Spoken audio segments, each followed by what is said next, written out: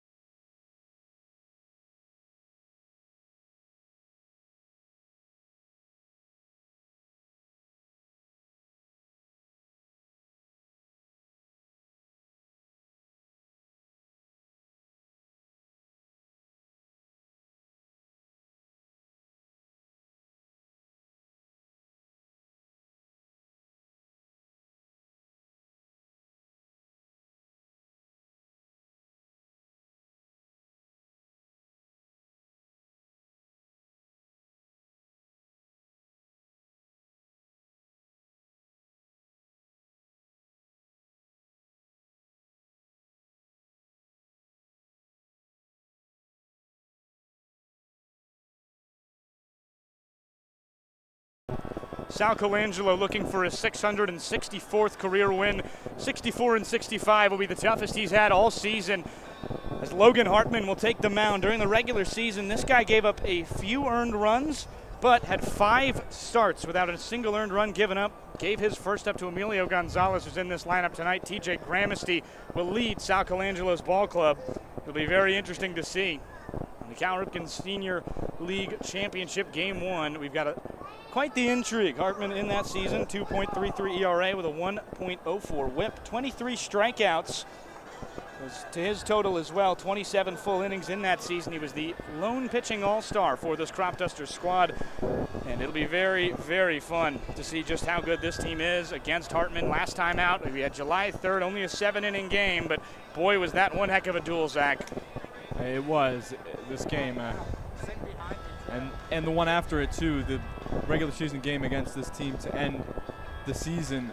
Last game here where the Cropdusters came back to win it from the other man who came back from Jacksonville. Kay Walter had 3 home runs, 7 RBI on the night. So the games between these two teams have not been disappointing a single time, and I think we're definitely in it for some more great action. No, you and Grace Adams witnessed a Kaiser Smith ejection that game, and that's a very interesting thing because Smith will likely come into this game. We talked about that very interestingly. Grace made a really good point about why Kaiser may have been struggling during that game on that broadcast with a lack of potency on his pitches. It's been late into the season. It'll be interesting to see just kind of what happens around, but it'll be interesting. Just as we bump through this one, we'll have to see what's going to go on. TJ Gramesty will be the leadoff man, of course. Gramesty, pretty good regular season. Led the league in average, but not to mention, we talked about his stats against the Cropdusters this season, a 1,600 OPS versus this very only team. Well, he's hit really well, and definitely someone who's going to be motivated by. First pitch in there for a strike to Gramesty. It's a hard fastball from Hartman. Yeah, he's going to be motivated by this occasion. Someone who definitely steps up in the big moments when the team needs him. Second pitch, a little bit low as Hartman, given the reins tonight. Talking about Cade Walter's return. He has not played in the playoffs yet, excuse me. His defensive lineup around, also very stolid, with Behrman now making an appearance at third. He did not play during the regular season in the field. He was did not hit in the regular season. We mentioned Behrman at third today, had that RBI, which ended up being the winning RBI against Metro South County in Game 1, a game where Gavin Elliott, I believe, went 8 innings. Ground ball left side by TJ Gramesty, collected by the shortstop to first, and they've got him. First out of the ball game as Patrick Gosden. Good throw from the shortstop position. Pretty easy out collected there. Big Train just testing out this pitcher who, interesting to see how Hartman looks after kind of looking like he was going to decide to end his season of summer ball and go back to training camp, but actually coming back. So we'll see. Looking pretty sharp so far in this one still. Yeah, they had to just already had their flights, and then their home families, I believe, their host families flew them back for this series, which is really cool. Hartman delivers. First pitch to right, hit very well into left field, and it will get to the wall before it is caught by the left fielder Duncan. That was a very well hit ball by All-Star Brennan Wright. He's had a very good season as well, but not against these Cropdusters. He struggled. It'll bring up Emilio Gonzalez. We remember that solo shot very well. Well, of course, Gonzalez had his first home run of the season at this ballpark. One of a few Big Train guys who that is the case of. Kind of started him on the end of the season that brought a lot more slug to his bat. Pitch a little bit outside to Emilio Gonzalez. So Gonzalez last night, one of 3 Big Train members with a homer.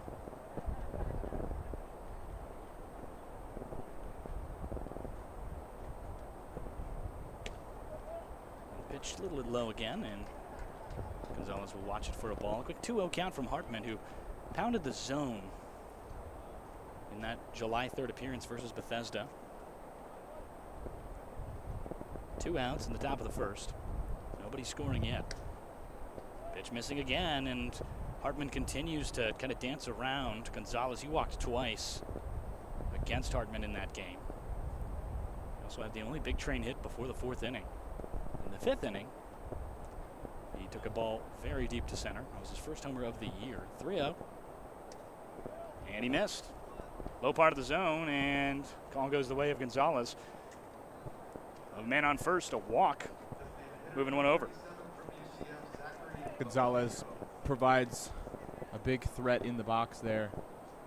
And so you want to be really careful, as we mentioned. Hartman, lots of pitches in the zone before that, but you don't want to leave a pitch too far in the zone for Emilio Gonzalez.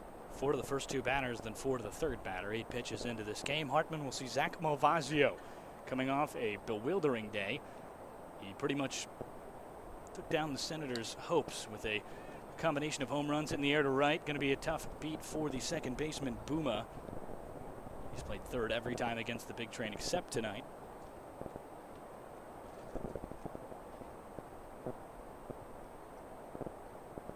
(20-5) ball game that only went 6.5 innings due to a blowout. Big Train really did a good job. Malvazio on the 0-1 now. Big swing and a miss. He's had a lot of strikeouts this season and this playoffs. He was 0 for 8 prior to Game 3. And the big issue was how can he find a way to do it? And yesterday he just kind of locked it in. He figured it out. And now into an 0-2 count. Pitch missed a little bit outside. Hartman, a changeup, very good. Kind of has that drop outside away from the right-handed hitter of Malvazio. Big Train in their home uniforms tonight, pretty notably. Talk about the Cropdusters uniforms in just a minute. 1-2 now. Right-handed Hartman delivers. And outside again from the Dolphin. Cropduster uniform. Going back to their classics, they've had lots of different fun uniforms throughout the season, but they're back to the original overall looking jerseys tonight. I believe they wore Hawaiian shirts last time. Yes. I was not there for that ball game. 2-2 now. Pitch. Fouled back by Malvazio. It goes off the netting and almost hits the catcher. Tonight that is Giuseppe Salvatore. He played at Northeast Mississippi Community College with our shortstop tonight, Kieran Coleman. Coleman is batting 7th in this lineup today. Both of them the same age. Same seasons there. As that one missed outside. Malvazio works his way back into a full count. Will have payoff pitch. As Hartman still struggling to hit the zone after those first 2 strikes. I mean, Malvazio really gave him the second one there. It was a fastball at the head. That high fastball, Malvazio loves to swing at it, but you don't love to give it to him. Because if you miss, he's taking you. Especially on a day like today, and this one is pretty well struck down the line and left. It is barely fair. It's gone. A 2-run shot from Malvazio to start this game off, and early Hartman, an early hole. Well, welcome to Olney. Zach Malvazio, 93 miles per hour off the bat, goes 362 in left.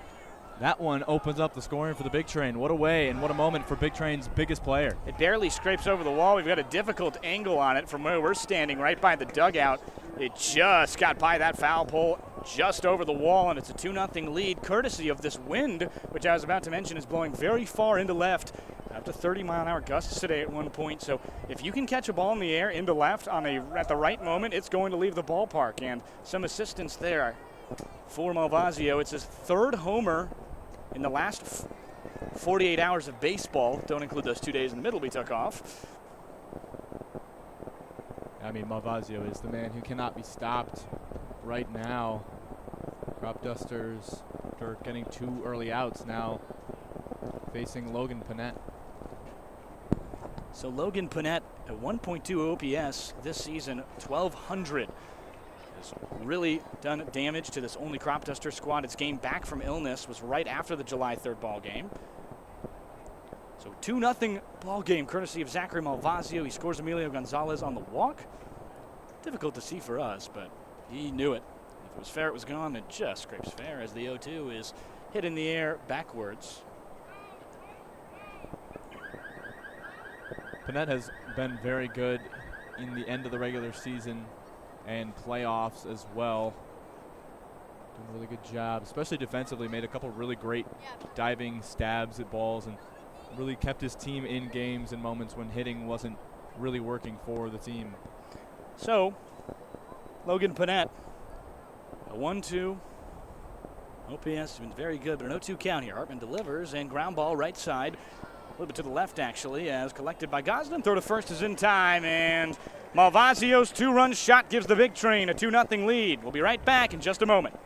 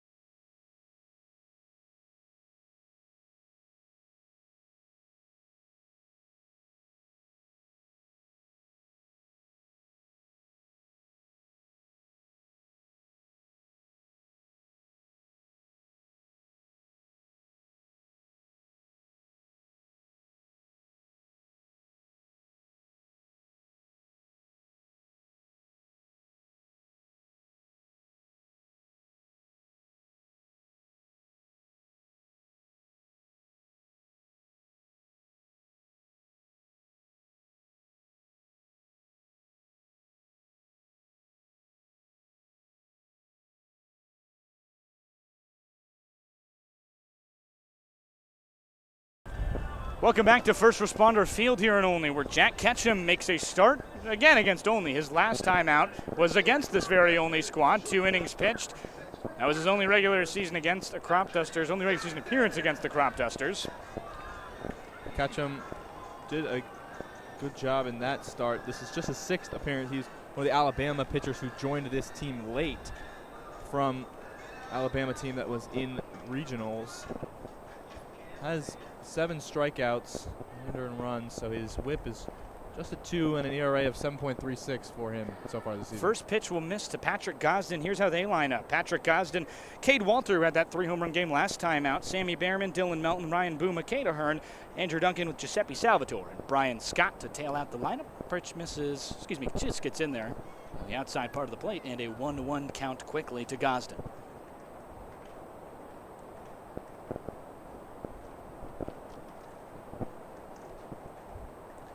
So Ketchum, right-hander, delivers. Just low.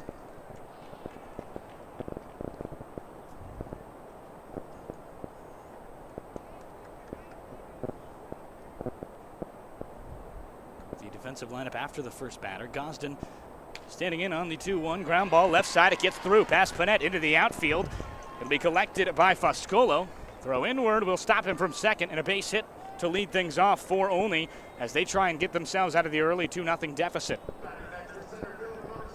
Gosden and the Cropdusters have a response immediately for the Big Train, who go up 2-0 in the top of the first inning with a home run shot from Malvasio. A base hit brings the base runner as Gosden is now followed by the man who had 3 home runs against this Big Train last time up, Cade Walter. Walter will step in to this with a season against the Big Train where he was largely dominant. Obviously had that 3 home run game, but an 1800 OPS, which is on base plus slugging for the uninitiated advanced. Got on base 600 mark. 8 RBIs against these Big Trains, 6 hits, 3 of them big flies. The other 3 singles, a stolen base, sac fly. He's had a lot ways to get runners home. And the 2-0, ground ball right side. They'll be collected by Brendan Wright. Taylor made double play ball, 4-6, and they don't get it in time at 3. A fielder's choice will lead Cade Walter aboard as Patrick Gosden is caught at second for out number 1.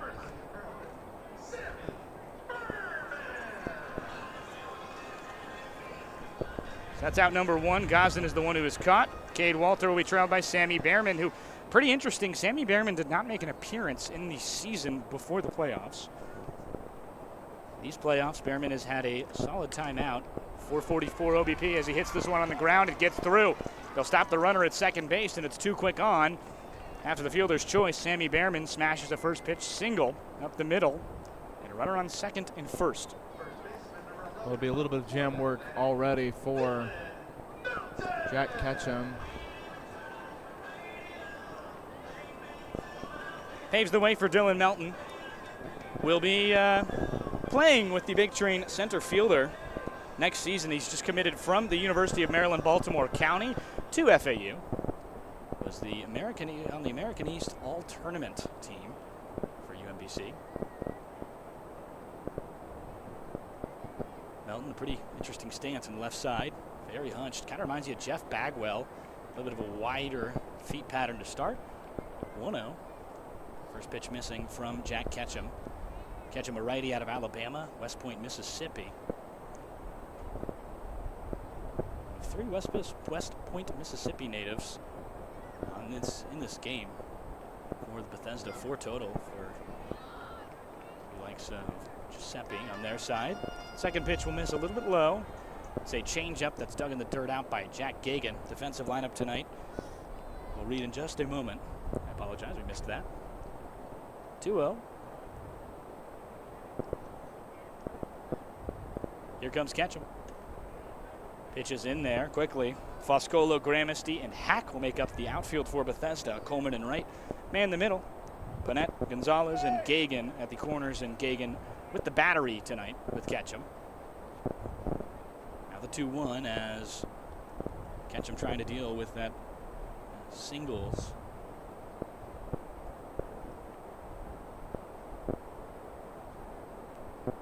The righty delivers. Hit in the air to right. It's carrying to some into center with the wind. It's going to get caught. They tag at second. Throw in from Gramesty is not in time as Walter eats some dirt on his way to third. Runners at the corners.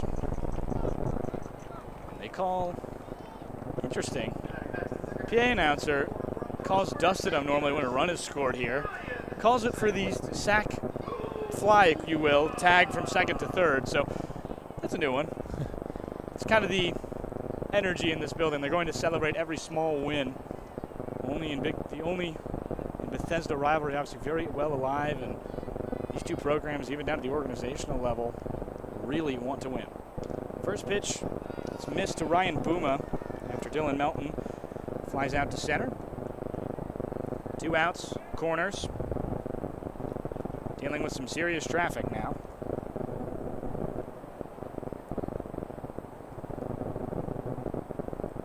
The Alabama right-hander on the 1-0. Missed high again, and Booma out of Frostburg State University. His playoffs have been quite quiet. Those 2 games against Metro South County to get here. The offense was pretty silent for Olney. He had 1 walk, 0 for 7 otherwise, as that one's in there for a strike.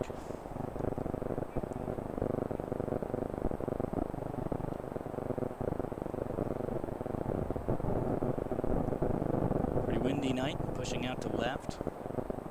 Booma, a pull hitter, has not homered against Bethesda this season. Though as a pull-handed right-hander, you get one in the air to left, it might carry out like Malvasio. Is that one in for a strike? Well, in regards to the wind, I heard it described earlier today as a 2-club wind, if you know what that term is referring to in terms of golf. Runner goes, Ketchum unaware, doesn't care.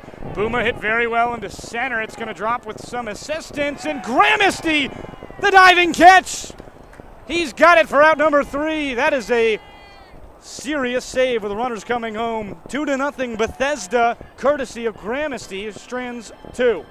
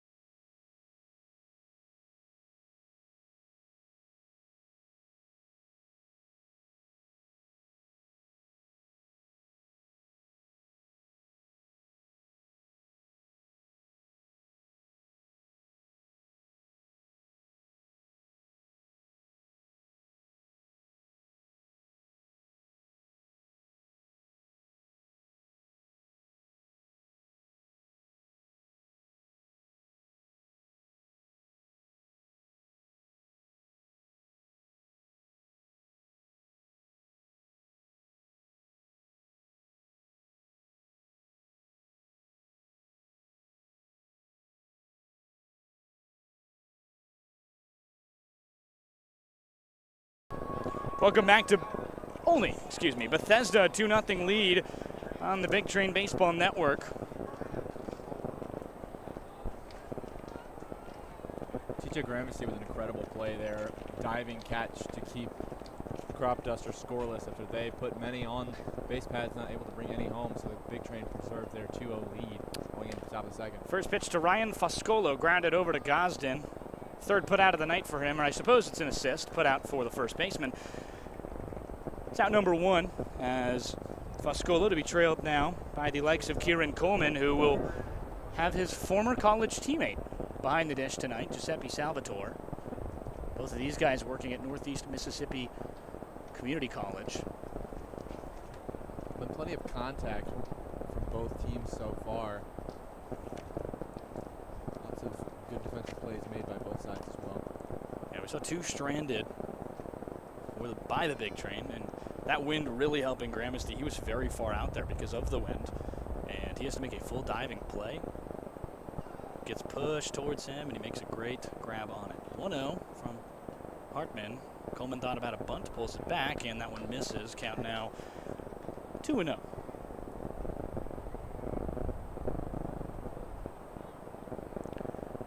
Count, 2-0 ball game. If you're just tuning in, Zachary Malvazio went deep for the 12th time this season. Big Train record in a single year is another right-handed hitter in Hunter Renfro, as that one is in there for a strike. Renfro had 16 home runs in that season, and if he continues on the pace he's on, he might just match it. Yeah, he's in great company now, earning himself kind of a spot in the elites of the Bethesda Big Train. Ground ball, well hit into left, is going to get by through the 5.5 hole as Tony Quinn coined it through the shortstop and third base. Single to lead off the second inning, well, at least with an out, as Ethan Hack will tail. Will Hack. Will Hack. Very good chap. Never sure where I get that Ethan from. So Will Hack, intern. the Candyman, Ethan Sugar. Shout out. Strike one called on Hack. 0-1. Sign over to first. Coleman, not too prolific of a bag stealer. Only one attempt this year. Hartman coming set. They're back to first, and that was a very close play. Back in time, and now an 0-1. Hack has done very well in the late portions of this regular season, coming in as a courtesy runner a lot from Jack Gagan in the lineup tonight. He's done a good job bringing RBIs for Big Train. Hit on the ground. It's a double play ball to Gosden. 6-4-3. They get two, and they get out of the inning. We'll head to the bottom, actually, of this very inning on the Big Train Baseball Network. Cropdusters can't get their bats going.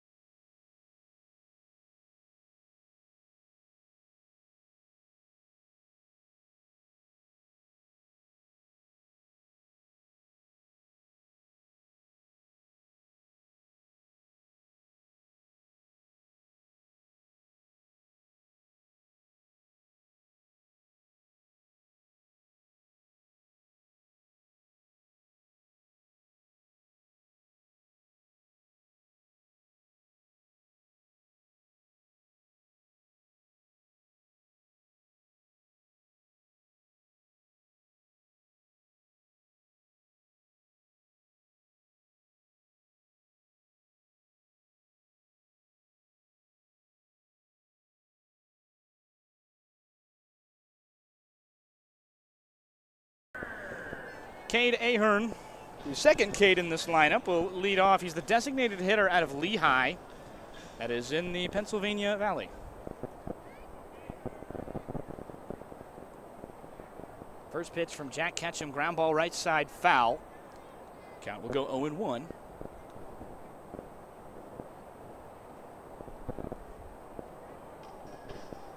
Ketchum still feeling out these Cropdusters, able to do a good job getting on base, but the defense paired with Ketchum's pitching last inning were able to do enough to keep them scoreless in the bottom of the first. Ketchum has to step off with the music being played. He's had to wait. Pitch misses low, and count 1-1. Ahern, has not played too much in that regular season. In the playoffs, he's got a 677 average, one game. Ground ball to first. Gonzalez collects, throw to Ketchum, and that's out number one. His leadoff man downed for the start of this Olney lineup. It's the bottom of the second on the Big Train Baseball Network, facing the #1 Cropdusters at the Cal Ripken Senior League Collegiate Baseball Game 1 of the championship. Duncan up to bat now for the Cropdusters. Duncan has not found too much success in the playoffs yet, doesn't have a hit or an RBI. Duncan, a home run against Bethesda earlier in the year in that first game, where Bethesda was downed pretty heavily. It was the debut of two ECU pitchers at the time, as this one skied in the air to the left. Gramesty swerving over. He's got it on his starboard. Second out collected, and it'll be the likes of Giuseppe Salvatore, the former Northeast Mississippi Community College catcher, committed to New Mexico State. He'll be an Aggie next season. Salvatore hitting .250 in these playoffs. Just has a hit and an RBI in 4 at-bats. Cropdusters needing a spark from this bottom of the lineup now. Sweet lineup song. First pitch. It's a fastball. Ketchum will get it by him for strike one. Keeps the bat on his shoulders, frozen by it. Pretty packed house tonight in Olney. Comes the 0-1. In there for strike two, and quickly an 0-2 count. Two low fastballs. Salvatore gonna have to change his approach, choke up a bit. I mentioned the people here tonight. It means a lot to this organization to be in this spot. They've been here before. That one just low. Try to see if he could maybe get him to swing on a similar pitch that was out of the zone, though it was not close. Ketchum riding low 90s, I believe, right now.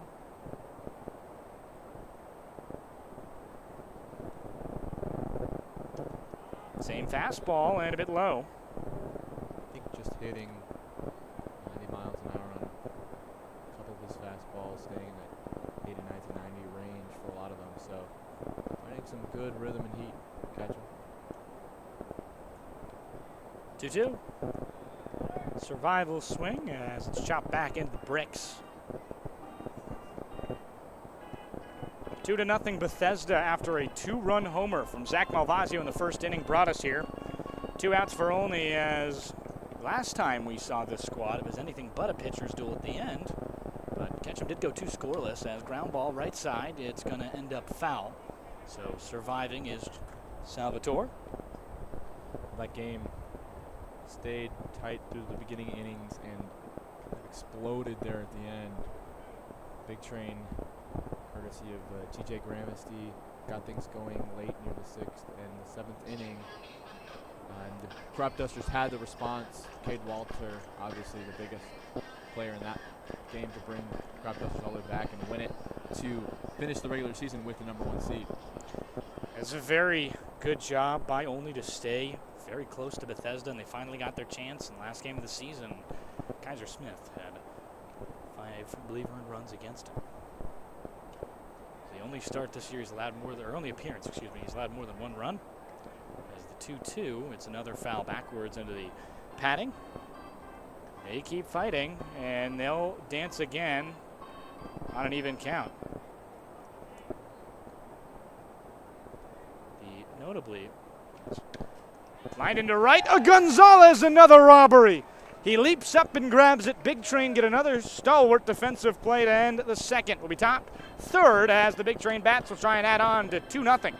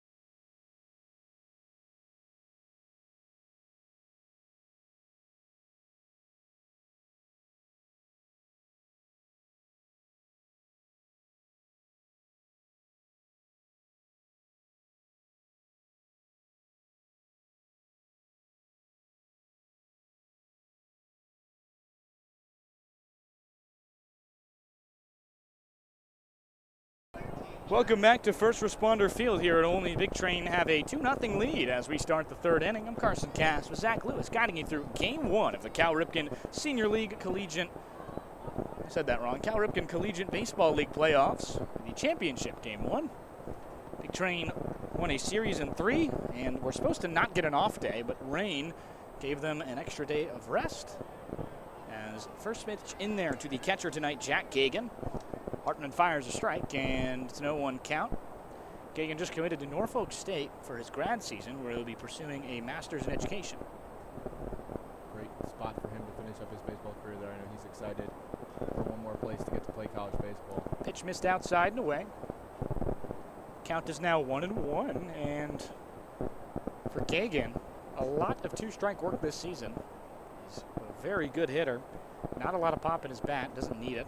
He's walked a lot, driven a lot of runners home, a lot of singles as 1-1 grounded left side. Going to be a tough play. Collected and throw for the first from Behrman. A stellar defensive showing. Gives a little look to the dugout as he makes a routine play. It's a really good collect in the dirt there. Flips it over to first. Getting a little chippy already as kind of interesting move to look over and flaunt that one to the dugout, but it's a rivalry game.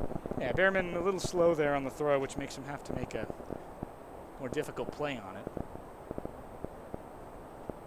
Gets Gagan for the first out. Brings up TJ Gramesty. Started this game catching. Started the season catching, excuse me. He's moved into more a center fielder role. Would be, when was the last time we had a game between these two teams without injection? July 3rd? Yeah, because we had the home game where there was the ejection later on as Gramesty hits this one in the air to right. Last time he was in this ballpark, he homered. That one lands foul. Running some shrieks over there from the Cropduster bullpen as it flies over there. I believe July 3rd was the last. It's a tamer matchup here. Lower scoring game. Big Train came up victorious. Home runs from Gonzalez. It's a good hook from Hartman. The curveball just under the bat of Gramesty fouls it downward. 1-2 count. Gramesty working pretty hard in these two-strike counts. Very hard guy to strike out. Led the league in average in the regular season. Here comes the 1-2. Up the middle, and it's going to get down for a base hit. So already a great season so far from TJ Gramesty against the Cropdusters. Playoffs have been a little rough. before tonight, only one single. It was an RBI variety, but that is the second base hit of these playoffs, though. That is now, and I cannot believe I'm saying this, that is Gramesty's 9th hit of the year versus Olney. Yeah, just I think it makes sense if you get to know kind of the player that Gramesty is, who Shows up to the occasion, so in what has felt like rivalry matchups, he's stepped up and played even better. Also leads the team in stolen bases, so expect him to try and do a little better here and get in a scoring position with a singular out. 1-0 count. That pitch misses from Hartman. It is Brennan Wright, the all-star out of South Alabama. Cal Ripken all-star, I should say, but no stranger to accolades as he was the second team all-Sun Belt, playing second base for the Jaguars. A lot of experience under his belt, right? A great player to have back at the big train this season. Has proved how important he is as a veteran on this team. Sawed off backwards. Gramesty tailed by Wright in all these games, these playoffs. Wright has himself a pretty good streak going. 5 hits already coming into tonight, a 455, 500, 545 slash line, excuse me. 545 slugging. Coming from mainly the fact that he's got a average at the 455 mark with a singular double. 3-1 count as that one misses. Kind of interesting due to the playoff format. The only Cropdusters have played the least playoff games out of anybody. Only played 2 games as they were the 1 seed. Had anybody left? Giants got one. That one high. And a walk administered to Brennan Wright. It'll push TJ Gramesty over to second base, and trouble as Emilio Gonzalez, who Hartman remembers the first run he gave up this season, which was in July after 5 starts, was against Emilio Gonzalez, a solo homer that just got out in center. And not to mention Malvazio, who's after the likes of Gonzalez, already hit that 2-run bomb into left. Big hack on a fastball. He's way behind. 0-1 count. Gonzalez begun the year with some struggles against the fastball and has since tuned up to it, to say the least. His timing kind of being the issue.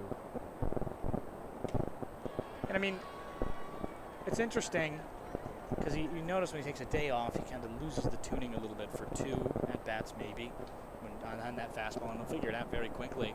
He did not see a fastball strike last time up. Hartman 0-2. Gonzalez a tough one to strike out. Did he go? And he did not. Crowd can't believe it. I think that one also was a favorable call for them, not even in the fact that he didn't swing. I don't think he swung. I think that one may have just got at the knees, Zach. Yeah, could have clipped a portion of the zone there. Cropduster fans and dugout alike not happy with that call. Wanted to strike out the big bat of the big train here. Gonzalez still alive, 1-2 in the count. Yeah.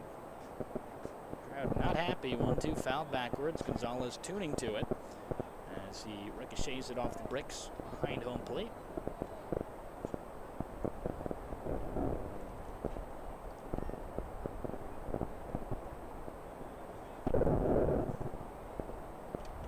One-two count. Emilio Gonzalez from Hartman now. Pitch missed low. That's at the shins, much to the dismay of Olney, who thought that that one maybe got at the knees. This crowd will be loud tonight. They want to win a championship, and it is against the primary rival here in Montgomery County, as this game also serves as the Moco Cup. 2-2. Called strike 3 on the 2-2. Breaking ball at the knees, and he got him. So 2 outs. Gonzalez watches a pretty good, I believe, change-up there. Very good there. Hartman attacking the zone on Gonzalez, who last time up gave him a forward-pitch walk. Not wanting to do the same there and load the bases, so some good pitches from Hartman to get to 2 outs. Well, he got a walk last time, and then the last time for Malvazio, he did not throw a great pitch. Over the middle of the zone was a breaking ball, and he destroyed it. Hartman can't hear the ump. And it looks like we might be, no, just getting a scorebook check from the umpire. He was walking towards the dugout, and we've seen a lot of warnings in these ball games. I was expecting that to maybe be another one. That is a ball low. Looks like it was close again, Zach. So, Hartman now, still from the stretch work. Hit in the air, it's popped foul, ranging out of play. It is caught for the third out of the inning. We'll be right back on the Big Train Baseball Network. 2 runners stranded. Cropdusters find some defense when they need it. And we'll head now to the bottom of the third.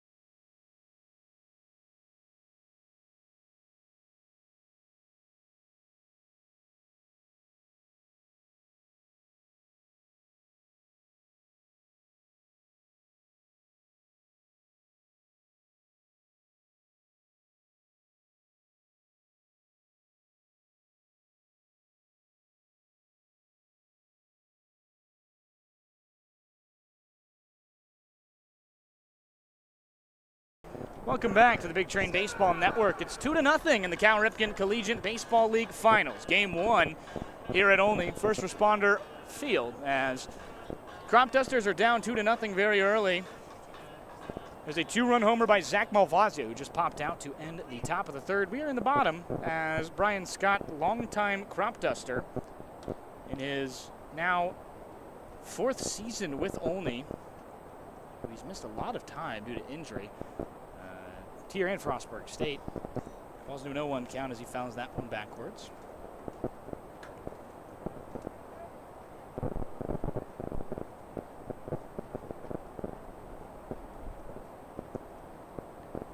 So here comes Ketchum. Fouled backwards. Ketchum, a pretty good start so far. He has allowed only 2 hits. Yet to concede a run. Only trying to change that.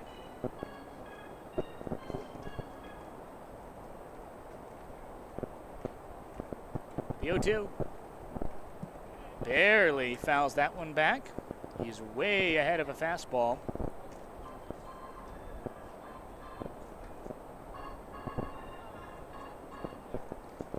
Oh-2.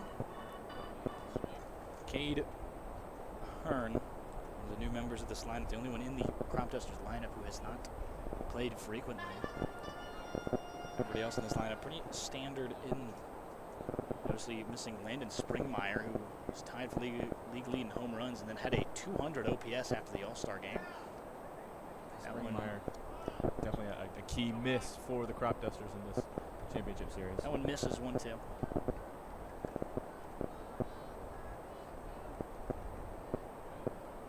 Crowd getting into this as Ketchum delivers. 1-2, poked into right and down for a base hit. He will trot to first, won't even think about second, and Brian Scott a leadoff single in the third. Scott does a good job there. Reading the pitcher Ketchum, and a slap shot into right. Gets him to first base. Brings up a man who got a single his first time up, Patrick Gosden. Scott made his debut this season against Bethesda on July 3rd, returning from an injury. It sent down Avery Grain, who had the most Cropduster name of all time, as pickoff back to first, safe at the bag. Grain sent down to the only Dusters of the Maryland Collegiate Baseball League, but Either way, Scott, that is his now third hit of the playoffs. That is more than he had in the regular season. A small sample size as Patrick Gosden, the leadoff man, will take another ball. Excuse me, a strike. Count now 0-1. Ketchum has navigated base runners pretty well so far, has seen at least one in every inning he's pitched. 0-1 count now. Ground ball, left side. Good double play ball. Brennan Wright over to Coleman. He bobbles. Throw to first. Didn't get him due to the bobble. They do get the out at second.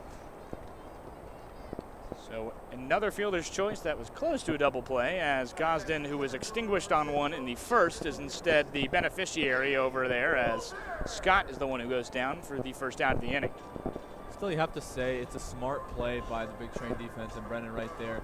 If you don't know if you have the throw, to just hold back, get one of the outs as he does at second base, keeps the runner off scoring position, isn't able to get the out at first, but still plenty of opportunity in this game. Don't try and win the game in the third inning. You play all 9. And that first pitch, ball. Catch him. The runner on first. He goes. Gagan, throw down. He is well within time. So quickly, a 2-0 count administered. Maybe a 1-0 count. That pitch had gotten in there, but maybe I am wrong.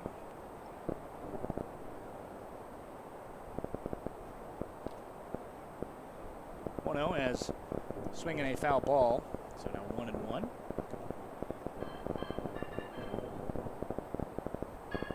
It's a pickoff attempt, excuse me, that I thought somehow in my head was like, yeah, that's a pitch over to first. So check that. 1-1. Cade Walter. 3 homers the last time against Bethesda, but he did not go deep off of Ketchum. He was now in his third inning of work. Only went 2 against Olney, as that one gets out of the glove of Gagan. A passed ball gets the runner to third. Prime scoring chance as Cade Walter looking to drive in more runs against Bethesda.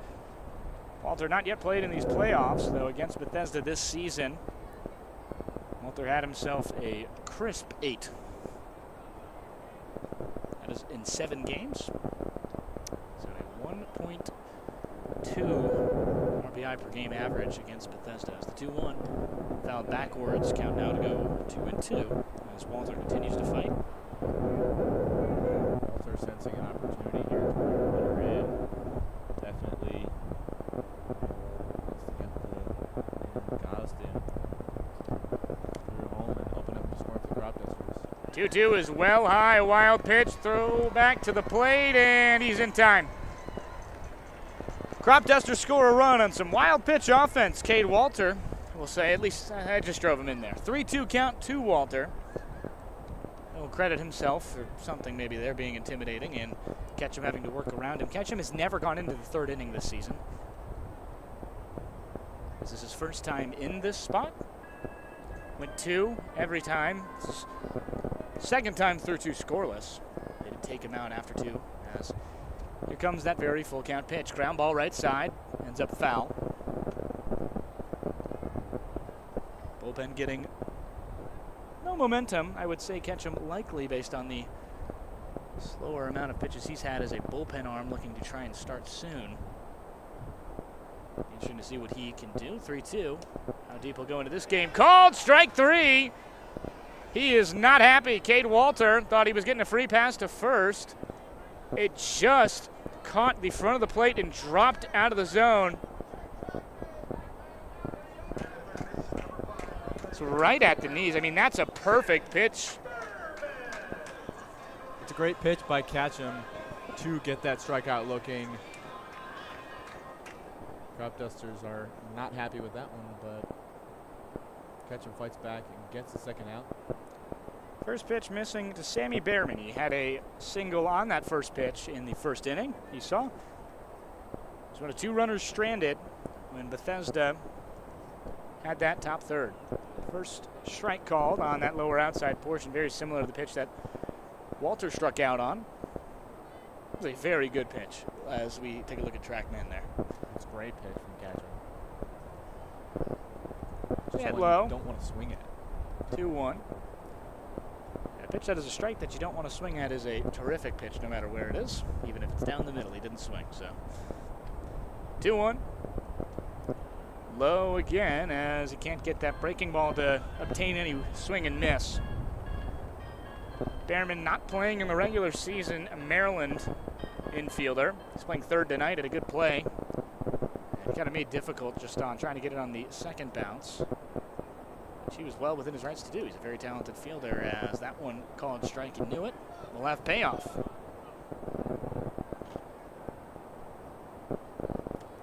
Big Train trying to preserve their 2-1 lead here in the bottom of the third. Catch deliver on full count. Ground ball left side. It will stay fair, just out of the glove of Panette down the line.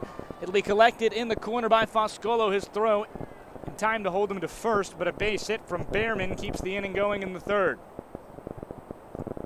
Behrman showing up at a big moment there. Gets himself to first base. Cropdusters extend this inning. Won't go down quite yet. It's a good hit by Sammy Behrman. He's now 2 for 2 on the day. Paves the way for Dylan Melton, that first baseman that we were mentioning earlier out of UMBC, now committed to FAU. The Florida Atlantic Owl. He will have some American Conference baseball. I couldn't remember if it was just the American Conference. I believe it is. The American Athletic Conference in total. But quick thank you to everybody tuned in tonight to this radio broadcast of the Cal Ripken Collegiate Baseball League Championship. Me and Zach, I'm Carson. Happy to have you be your eyes for your ears tonight.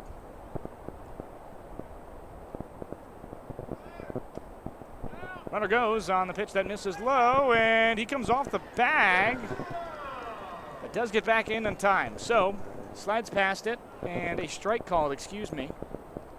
Now an 0-1. The runner at second. It's a good steal there from Behrman. Get himself down and his hand across to the bag quickly, as the throw was pretty good from Gagan behind the plate. 2 stolen bases this inning. Did he go? Yes, he did. Crowd cannot believe it. He was well past a swing, though, there.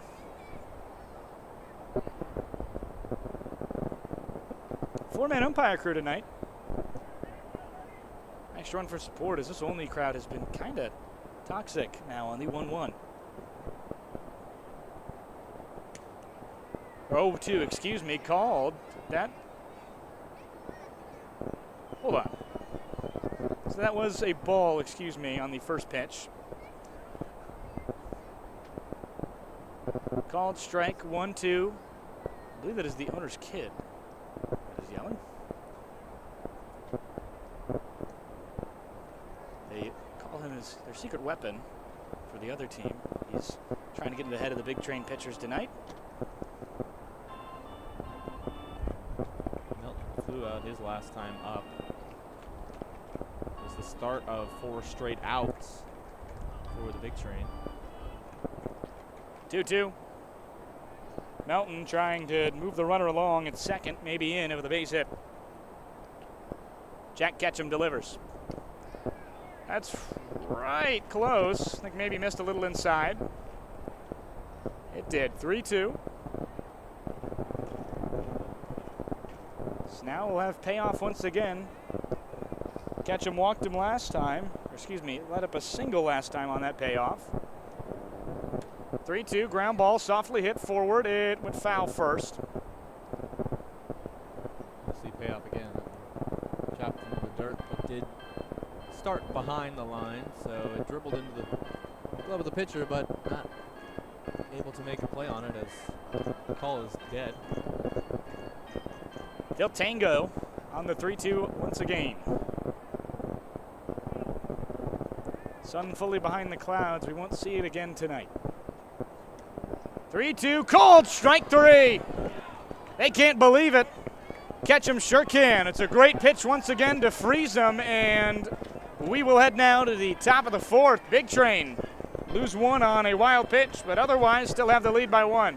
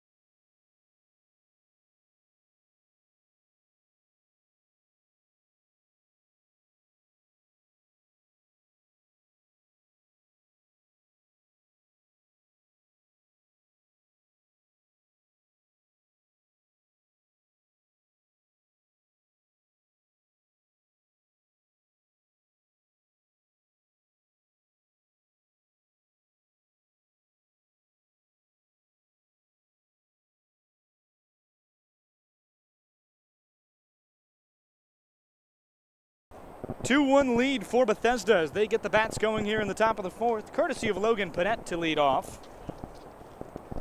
Panett 0 for 1 today. He grounded out to short to end the first. Very good playoff so far. It was a very good season versus the Olney Cropdusters. Panett a OPS at 1,300 against Olney as he hits this one on the ground to the left side. Booma now playing third. He will have that one to first. We'll take a look at the defensive changes. Interesting, we have a few defensive changes here. So at shortstop, we have David Hernandez. Booma has moved over to third. Carries at second. Gosden, I believe, is the odd man out unless he has moved to second. Patrick Gosden has moved to second base. Thank you. So it's Behrman who is replaced. Always tough here. Did not announce it in the ballpark. I don't think the PA knows just yet. Comes the 1-0 to Foscolo now. Pitch missed. Oh, excuse me. Right there on the lower portion. Check that. 1-1. Lots of balls hit to the left side of the ballpark tonight. Lots of notes from the basement side. Foul backwards. It hits the pole. So Hernandez out of Keller, Maryland. He's another one of the New Mexico State players on this roster. He will be joining Giuseppe behind the plate as an Aggie next year. He's local. Giuseppe, a Colorado product, who played collegiate baseball in Mississippi. Flown down the line, excuse me, 1-2. It's between flown and flew. And flown is not a word.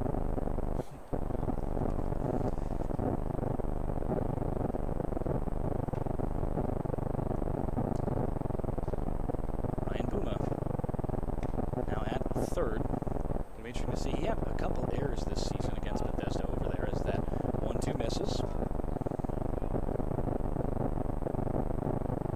Good patience from Foscolo. Got early in the count. 2-2 from Hartman. Missed high, and count will run full. Mentioned good patience, and he shows it again there. After the leadoff man goes down, it's Foscolo. Kieran Coleman is the shortstop due up.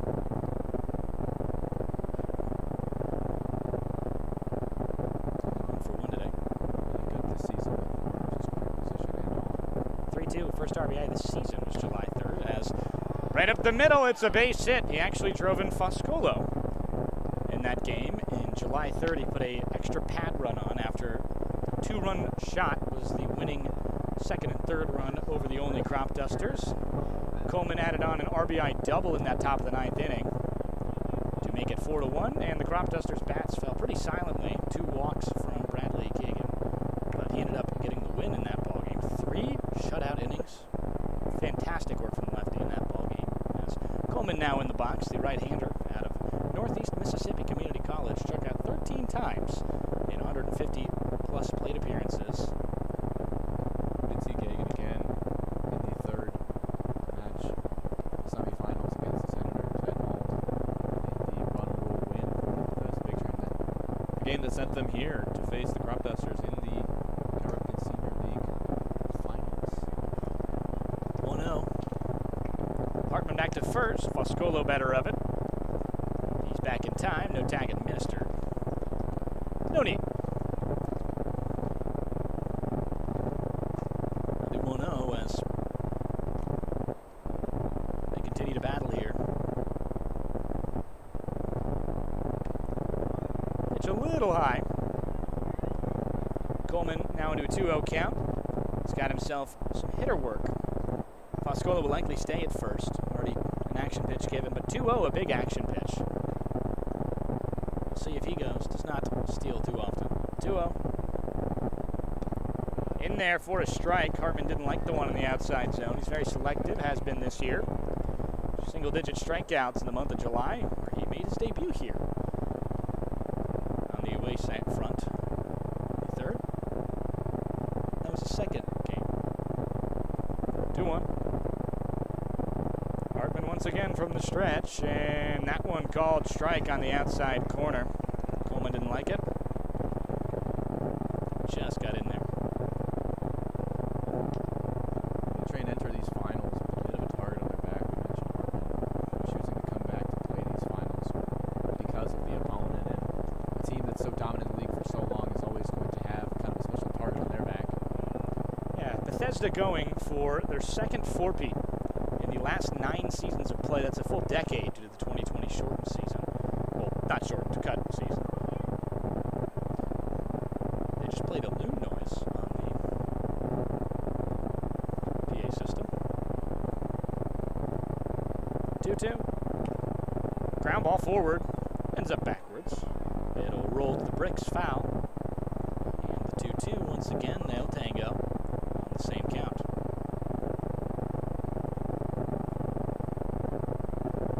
Never heard that one. Just the loon call to just like throw someone off. It is a unique noise you do not hear in the Montgomery County area for these two Montgomery County teams, just 25 minutes down the road from each other. They're back to first, and very close. Foscolo just back in the nick of time. Yeah, good reach out to get fingers on the base before throw gets in there. Coleman stands back in, right-hander on the 2-2. Big Train in their home greens tonight, despite being on the road at First Responder. Hard hit ground ball. It catches the feet of Hartman, collected by the new second baseman Gosden, and he does about as well as he did at short today. Another double play. Constantly fighting. Hartman caught in the legs, but he will get back into the dugout with nobody coming home on that inning. Bottom of the fourth, 2 up, will be K to Hearn.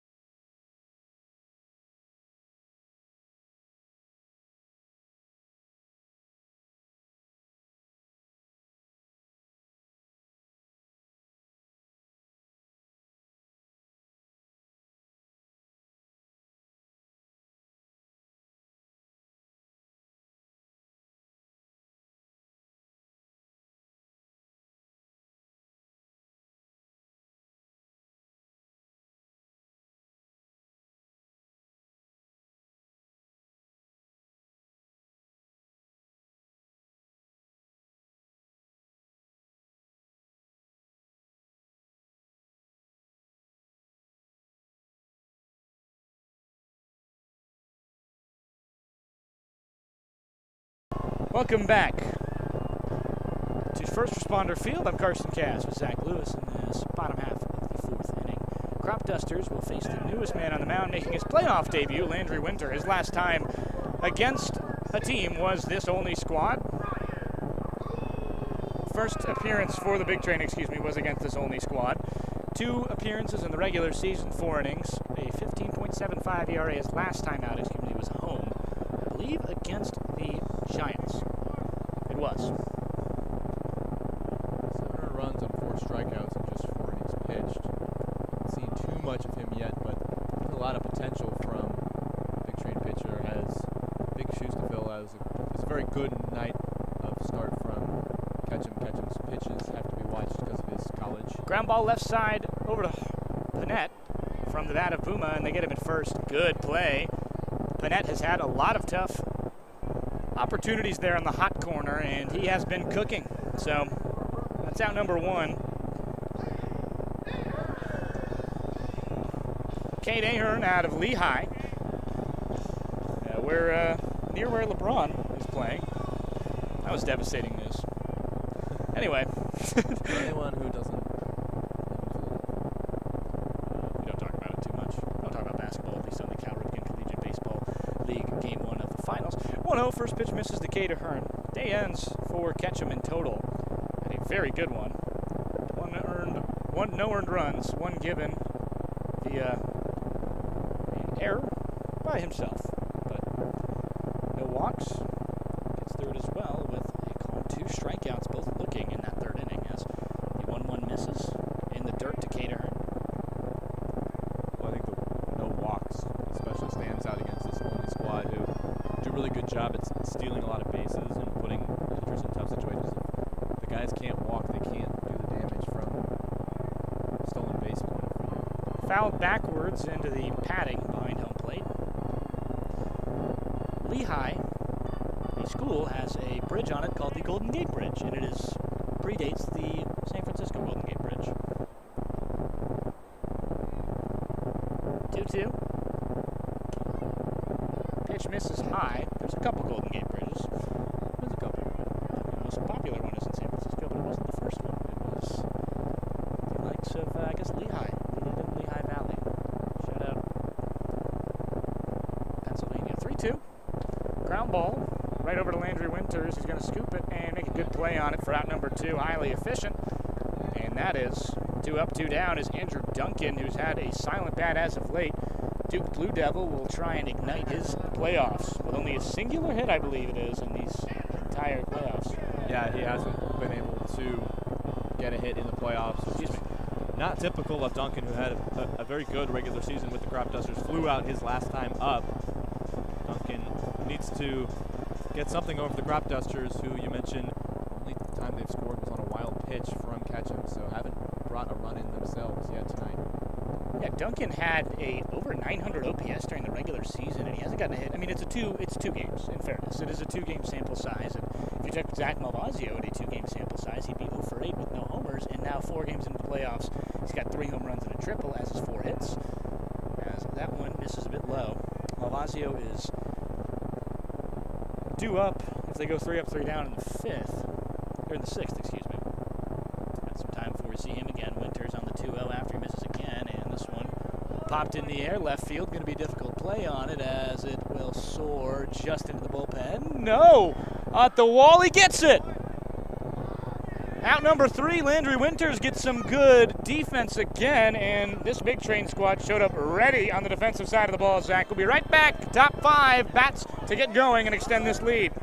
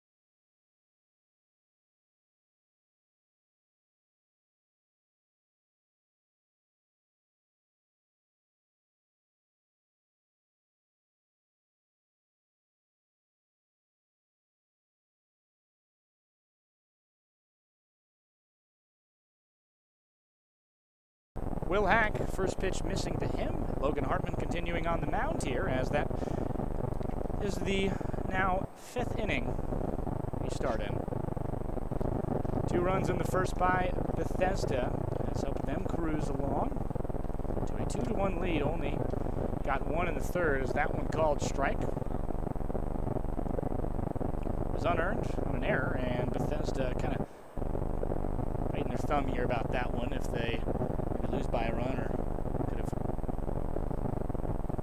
given one less. Big swing and a miss by Hack. He is 0 for 1 on the day. Grounded a double play. That was the 3rd for a Big Train member tonight. As they said in soccer, 2-0 is the most dangerous lead. A little different in baseball, obviously, but still the same effect as your lead is cut in half very quickly by a run scored. 1-2. Big swing and a miss, and he goes down. So Hartman continuing to roll as he's got another strikeout. It's the 2nd of the game. Bit upstairs, right about chin level, is Gagan, who fought off a 2-2 count on the ground to the left side, beat by a good throw by Behrman, who then left the game, I believe, with injury the next inning. Moved the infield to a different combination. They moved Gosden from short to 2nd. Hernandez, the New Mexico State commit, was short, and Behrman was replaced by Buma at 3rd. Pitch on the low portion, quick 0-2 count as you watch the first one go by. Same with the second. Gagan in an 0-2 hole. A comfortable moment there for Hartman. He actually planted and slipped, and his foot got caught underneath him. Good to see that he's all right there, but could have been a dangerous situation for him on that pitch. The 0-2. Righty delivers, and that one just a little bit inside. So noticeably, Hartman has kind of had issues against the Big Train. Remember, it was very hot the last time we were here, 105 degrees at first pitch at 7. That's During the that heat July, wave. the July 3rd matchup in Did I say the regular July? season matchup here. A little cooler than that one. Yes. But on that July 3rd matchup, he very clearly had an issue, and they are going to come out and talk to him. We'll be right back. Quick mound visit to see if Hartman's all right. Just a moment.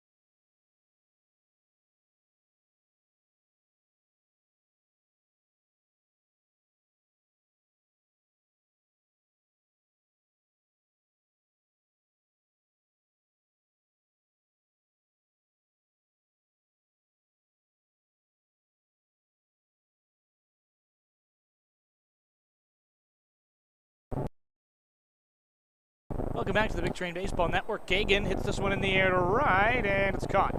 Out number 2 as we return back to play on the 1-2. Gagan facing a Hartman with a newly reestablished mound as he's unable to get anything past right field. A lot of rain come through this area. That's why we didn't play a game last night. We've just been watering before the game, though. That led to too much dampness there. Hartman loses some traction, but able to get the out against Gagan. Hartman cruising around 90 as Gramesty, the leadoff man tonight, up with 2 outs in the 5th as he hits this one in the air, foul. We'll get into the bullpen? No, just a bit short. That one actually in the field of play. Probably should have ran for it. That one's very catchable. Missed opportunity there. Gramesty 1 for 2 tonight with a single. Kind of gave up on that one, Melton did, as that one a strike. Nope, 1-1. Check that, it's ball.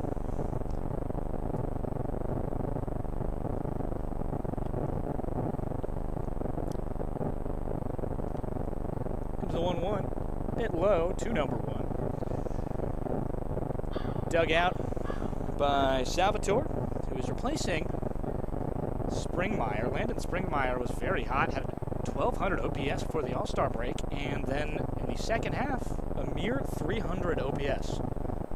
His on-base plus slugging. Is that one in there? I believe. For strike. Yep, 2-2. A slow call from the ump. Very good. Couple of at-bats now for Hartman. Tango even. Bit low. Now payoff pitch here. Big Train saw 3 up, 3 down for them. Trying to respond with the first 3 up, 3 down of the ball game for themselves. They have had that technically 3 up, 3 down with 2 double plays. Trying to do it the organic way. TJ holds off. They won't. It's a walk as it's a very low pitch. Right and right. Still been watching the plant foot of Hartman on all of the pitches that he's missed in that at-bat.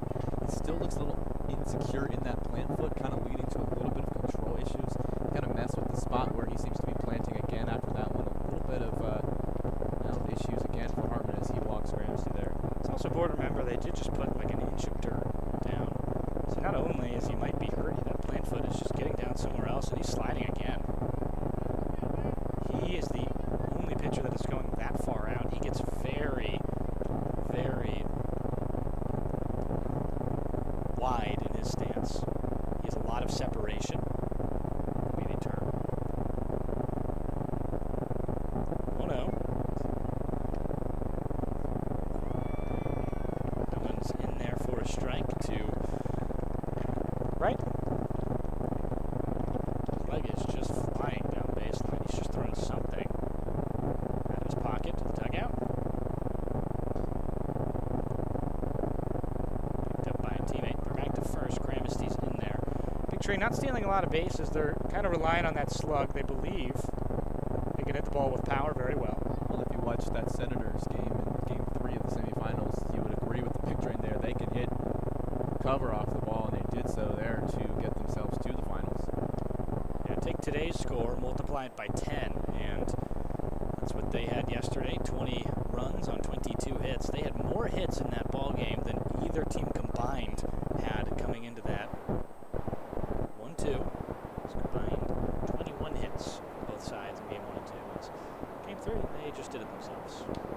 Missed inside, and count will go 3-1 as Brennan Wright, some good discipline.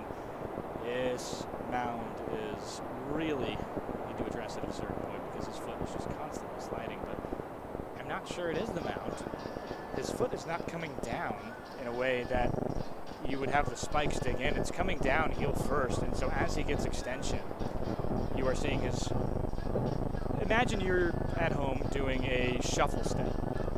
He is taking that first step with his left foot. It is sliding. He doesn't put any spikes into the ground. His foot just goes forward. He's no way to plant it. Puts a lot of pressure on the front of his shin and the very portion of the Achilles tendon. As that one a strike called.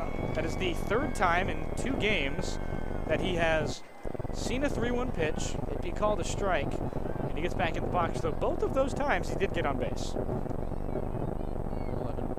Exclusively watching the footwork of Hartman in this at-bat, and it seems like the only times he's able to get a strike is when he does get that plant foot down. 3-2, ground ball up the middle, it gets through. Gramesti will put the stop sign on at second.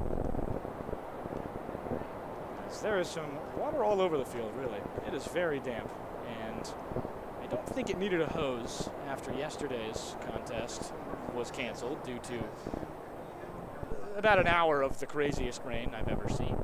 You could probably label it as a torrential downpour. It really wasn't the craziest rain I've ever seen, but it was torrential downpour. That's good. Tornado watch. No warnings.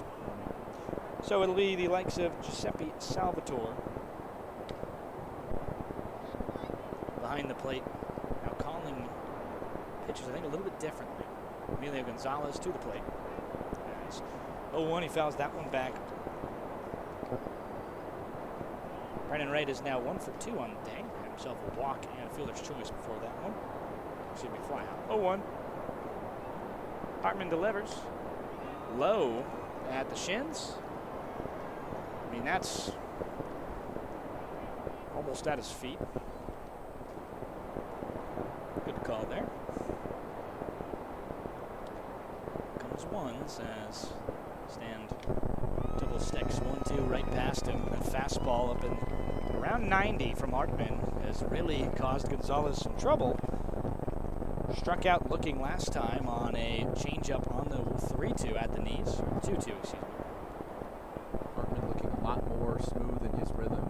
1-2. Fouled towards us. It'll get out. The mound visit from the catcher, Salvatore, Seemed to be really crucial to Hartman kind of finding his rhythm, adjusting where that plant foot was getting down and what part of the shoe was hitting. It seems like a lot more comfortable with his rhythm on the mound now. We've seen him endure all year any kind of condition as he steps off. He coughed. Didn't want to cross his catcher up. Wasn't sure what pitch he was throwing as gives the umpires thumbs up. Says thank you. Pitch clock will reset. It's pitcher's time. 1-2. Right-hander will deliver. High and outside. Just outside, actually, as that one misses away from Gonzalez. Back to a 2-2 count, 2 outs. Runners on first and second. He's got a good opportunity to drive one home. He can place it. Homered this season off of Hartman on that fastball. 2-2. Ground ball. It's a worm burner. Gets out of the glove on the dive of the shortstop. Now Hernandez. It's his first chance at one, and he can't get it. Very tough play. A base hit for Bethesda as runners everywhere. They have Hartman surrounded in what surely will be his last inning as a man goes in the bullpen. Hartman only going through 5 typically. Same thing that happened last time as Zach Malvazia, who already homered in this one, bases loaded jam for Hartman. Last guy you want to see. He may not see him at all. We'll see if That will be, I believe, because did the other one count as a mound visit? no. Curious. He's a first mound visit from the coaching staff, at least, of the Cropdusters. We'll see if he stays in this one. Hartman, a very excellent ace for the Cropdusters this season. See if he is given the opportunity to get his team out of the jam here. 2-1 the score. Bethesda lead off that home run shot by the man who's going to be up with bases loaded, Zach Malvazio. Action in the bullpen. It's the likes of Henry Lewis, the Hagerstown, Maryland native from UMBC. During the regular season, he put up a pretty solid ERA at around 3.21. Another young reliever on this Olney staff that they will be using probably pretty early in a close game like this. Winning game 1 lets you kind of decide your fate. Bethesda wants to win today and bring it home tomorrow, quite literally. That's surely published. That game will be at 7. Malvazio, first pitch swinging. He's just a little bit under one that he probably would have obliterated over the wall had he caught it. Still some breeze blowing through here that could take it out. It's blowing towards left. Shifted a little bit, kind of inward. Won't help or hurt you as you hit it down the line, which it will go foul with that wind. Big swing and a miss on that fastball at the chin level, 0-2. Fazio is asking where it was. He's a very smart hitter. He knows when he misses a pitch. He knows he has a trouble with that high pitch, and see him working on it every day, always asking, was that where that was?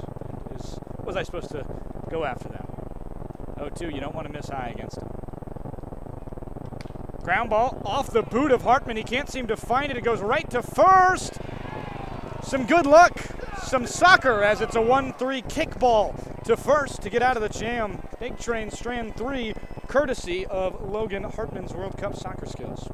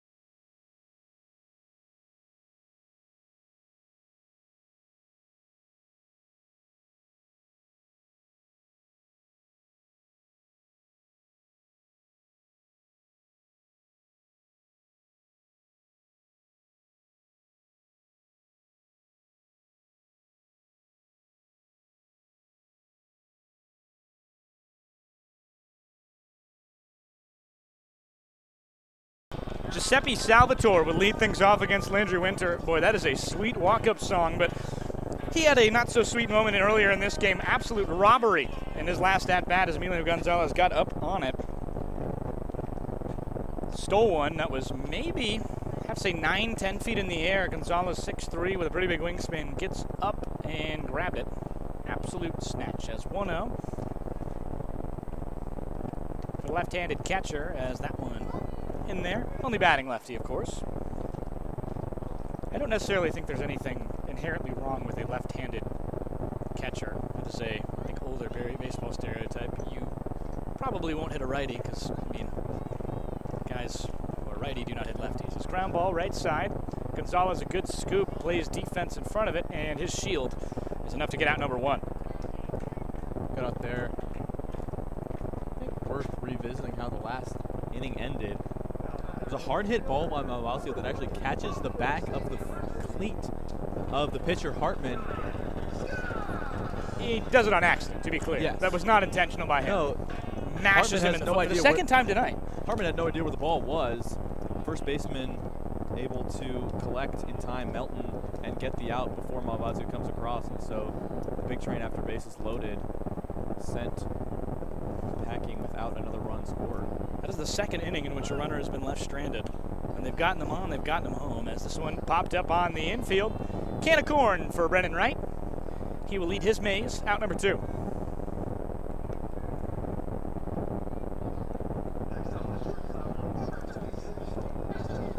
As Brian Scott. Patrick Gosden, who just competed in the the D3 World Series, I believe. I think against Endicott. Maybe the D2. The D2 World Series against Tampa, where they lost in 3 games. Gosden from that team, he did not play much. His teammate Ben Bullhouse, who played some games, had a triple actually against Bethesda on July 3rd, did play in that series. He was 0 for 4 in one game. Almost got no hit in that ball game. 1-0. Tampa, a very, very good team.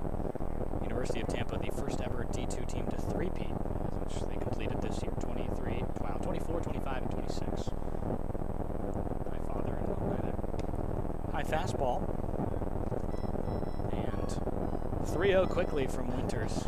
As misses the first pitch, second pitch, and third pitch, all upstairs on the fastball, as I was talking about Tampa. Gosden nearly caught by that one, and he'll go to first. Free pass either way. This one doesn't strike him. Base on balls is the first runner with 2 outs. Gosden narrowly avoids there the most painful hit by pitch in terms of emotionally, as you were already headed there on the ball and just decides to clip you, but not the case there. Gosden now at first base for the 3rd time tonight. Singled, fielder's choice, and now walks. So, Winters trying to freeze him. First pitch he does, at least on that one. It's a pretty low fastball right on the paint. Cade Walter, who homered 3 times against Bethesda his last time against the squad. An all-time Cal Ripken Senior League performance. Big swing and miss. Ties the franchise record for them for single, or I believe it is the franchise record for them in single home runs in a game. He joins a league group of players with that statistic. 0-2. And he, excuse me, got him. Now a ball and a balk. A little lost on the balk call there. So The first base umpire signaling there. I Having a problem with his plant foot. Coming over to explain it to Coach Sal. Ruled a balk though, so the there's man who walked Gosden sent over to second base. I think what it was, Landry does this every time. I don't know why it would be different with the runner on, because he's never from the wind in this section. I mean, it's just kind of, I think he never gets fully set. He's moving his shoulders slightly, so he never comes set, which means when he pitches, he has not come set. So a 1-2 count now. Actually, no pitch called, so an 0-2 count. Runner will go to second. Apologies for the confusion on that. Trying to figure out what that was. Cade Walter will have an 0-2 count with a runner now on second base. Gosden may return to play. Winter's not too caught up about it. He'll try and freeze Walter, who is red hot coming into tonight. At least before a week off. Fastball low. Winter can touch 96 on that fastball. It's something he's shown on his Instagram and his Twitter while he was getting recruited. I believe he just committed, or is not committed yet. He is one of the prize ECC arms. Swing and a miss, or fouled backwards, excuse me. He's kind of not gotten to that point, though, this season. We know he could throw up to 96. He can hit 97, he said to me. He never recorded it, and he said he probably should have. He was feeling good. But this guy really can throw. It's his control that was the big issue. He saw 40 innings of work last season in community college at, I believe it is, Eastern Community College in Tennessee. East Central, excuse me. Winter normally sits 90 to 93, but he's unloading his tank here in what could be his last game of the season.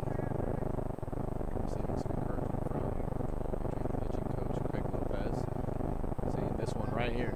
2-2. Just a little bit, I think, on the outside part of the plate, or in the other batter's box. Payoff pitch. Saw a breaking ball there outside. I can pretty much guarantee you Walter is about to see is the hardest pitch Winter can throw on the inside. Winter with the heat. Blows it by him, and not quite over with Summer. We'll be right back as that frame is over. Top of the sixth on the Big Train Baseball Network, courtesy of the Strikeout.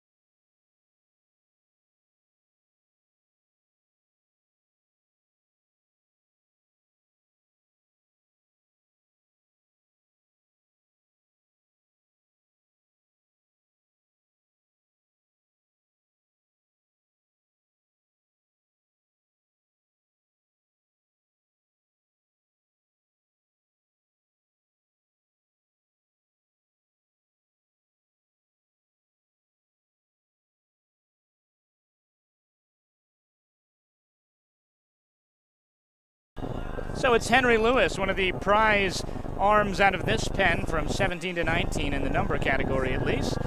Lewis, a UMBC Golden Retriever. He will join this ball game after Hartman has a pretty solid day. Gave up 2 earned runs in total, but only 3 total hits, but 5 on base, and a solid day for the kid as he's continued his season of work at a very high rate, Zach. So he had a 3.21 ERA, Lewis did, with only 12 innings, and then his last 5 innings have gone a little bit awry. In his last 2 appearances, he's given up 5 earned runs.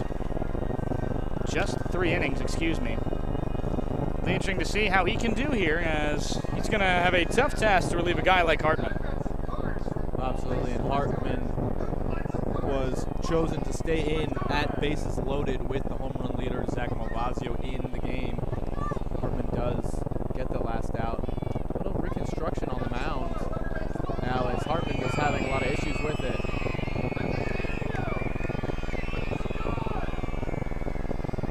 Only trying to get the crowd back into it here, as it's taking a while to get back to the game with the grounds crew working on the mound. It's 2-1 in this game. Bethesda lead off a home run shot in the top of the first by Zach Malvazio. He brings home Gonzalez, who had walked before him. Only 2 hits since that point. The home run leader by far in this Cal Ripken Senior League. Bats will get going again with Panett, as Malvazio did end the last inning. He shot that liner right into the foot of what was Logan Hartman, excuse me. He was replaced by Lewis on the mound.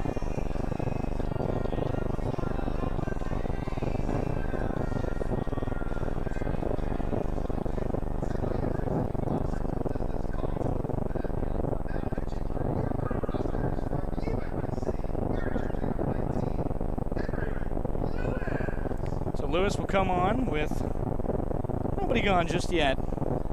Big Trainer looking for a 4-peat.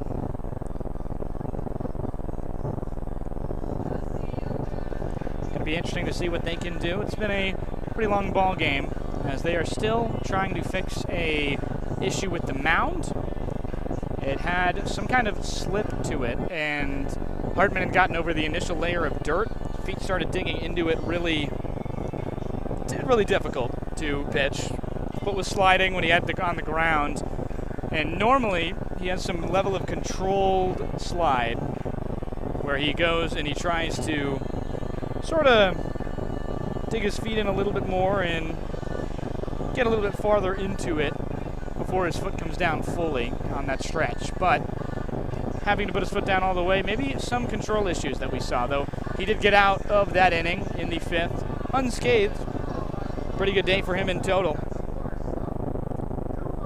Mound visit from his catcher, and then coaching staff able to kind of give him a second to breathe enough to get his rhythm on feet underneath him specifically, and does a good job, navigates his way out of that one.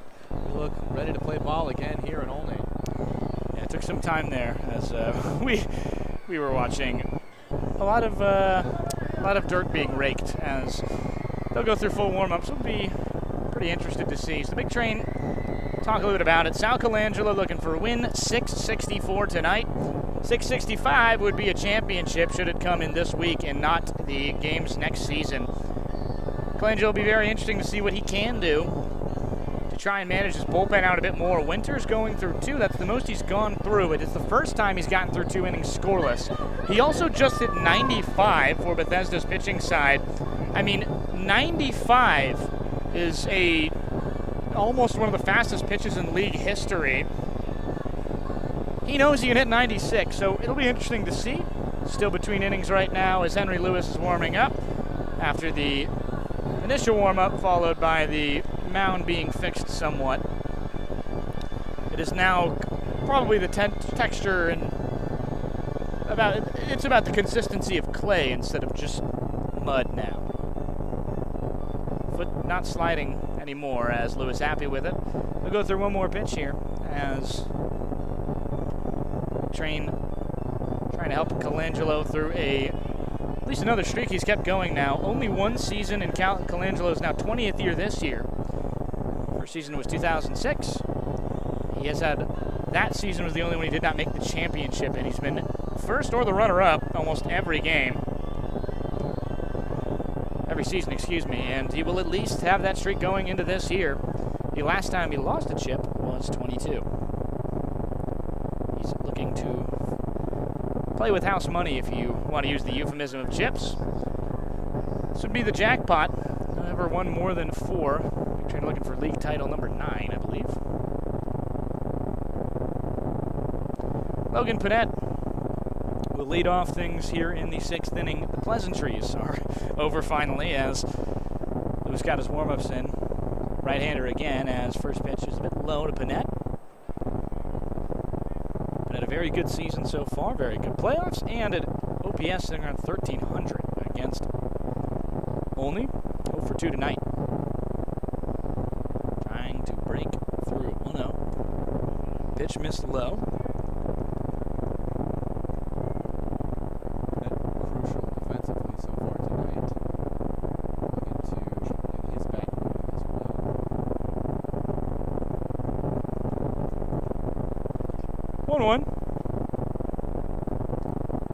Pitch misses a little bit low at the shins. 2-1 count. Got a little bit of a break there on that 1-1 call, but Lewis working a bit faster than Hartman.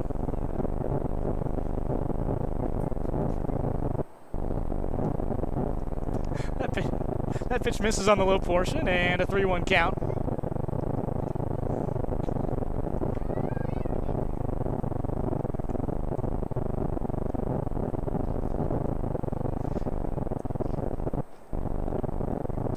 Swing and a miss from Panett. So count will roll full as it rolls out of the glove briefly of Salvatore. Catchers collectively today 0 for 4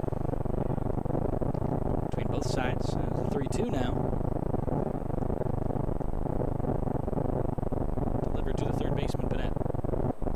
Big swing and a miss. He's under a fastball, but above the letters, and he got him. So out number 1, Big Train have had pretty silent bats from before that 5th and after. Ryan Fuscolo, who's 1 for 2. Singled his last time up, good piece of hitting, a base hit up the middle. Big Train up well last time up, but unfortunate play led to Coleman running a double play in that area. First pitch to Panett. To Fuscolo. As that one just a little bit high. Maybe a little bit outside too. Right side today, Fuscolo. Pretty good. Wind kind of dissipated, so he doesn't have that advantage anymore. We were having some serious gusts of wind earlier. It's kind of chilled out. Kind of really only benefited the Big Train, as that one is going to fall maybe 30 feet behind us.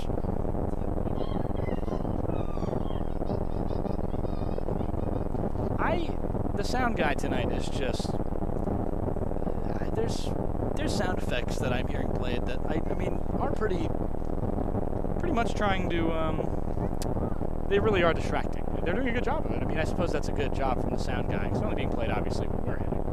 1-1. Pretty dark skies, it's just the overcast combined with the lack of sun.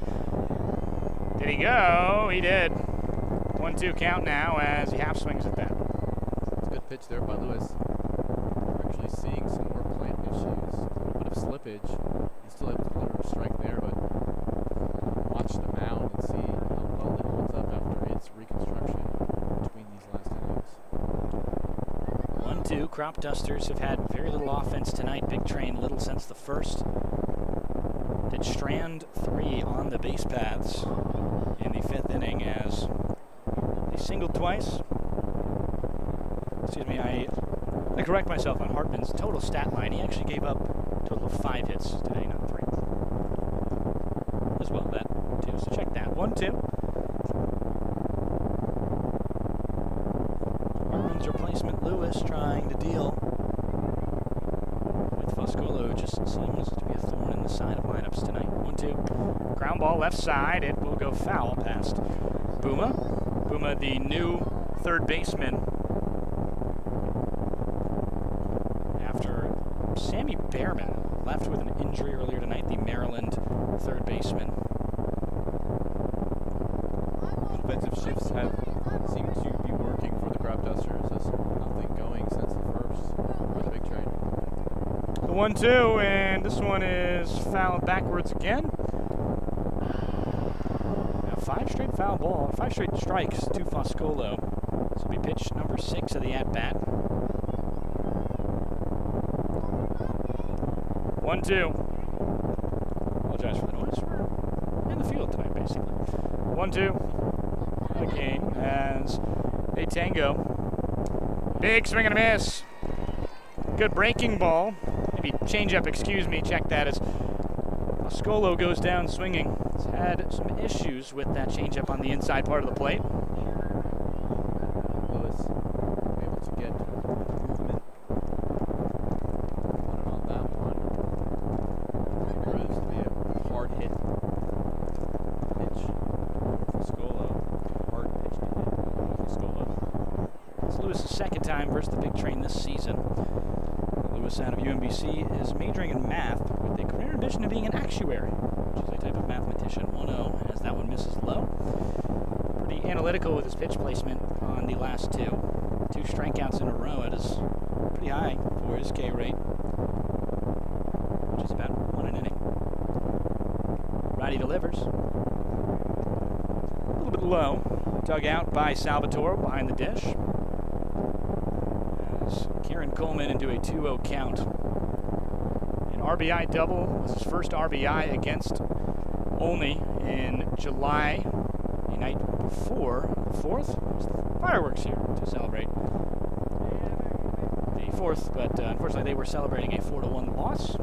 Hartman was in that game as well, pretty similar to that one, as that one misses again. 3-0 count. Good pitching, taking some of the energy out of this ballpark. Pretty quiet here in Olney as nobody has scored since the bottom of the 3rd. And he walked him in 4 pitches. After a lot of zone-heavy placement, he's unable to get anything over the dish, and the walk will draw up Will Hack. Will Hack out of James Madison has been very good in the outfield and right. Not as good for balls behind him, but in front of him he's been pretty stellar. 2-1 lead as Hack will try and drive home Coleman, who is on for the second time. He was 1 for 2 today. Ground ball, it's foul. A little bit left side of the first base coach. Hack 0 for 2 tonight with a ground out that resulted in a double play as well as a strikeout.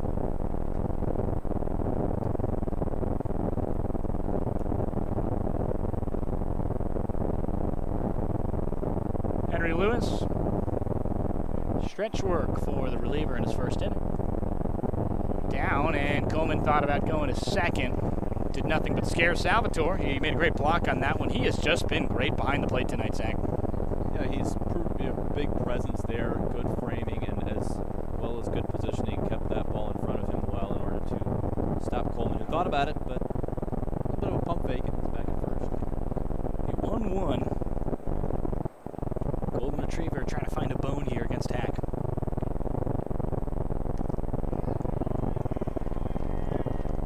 Favorable call, a little bit at the knees. Unsure if that did touch the paint of the bottom of the zone. It did. Very good pitch. Yeah, he's put a couple of those in. Something you really don't want to swing at. 1-2 from Lewis. Ground ball up the middle of Wormburner. Collected by the shortstop, and he has to flip it over his head. Mistake from Hernandez. It's the second of the day.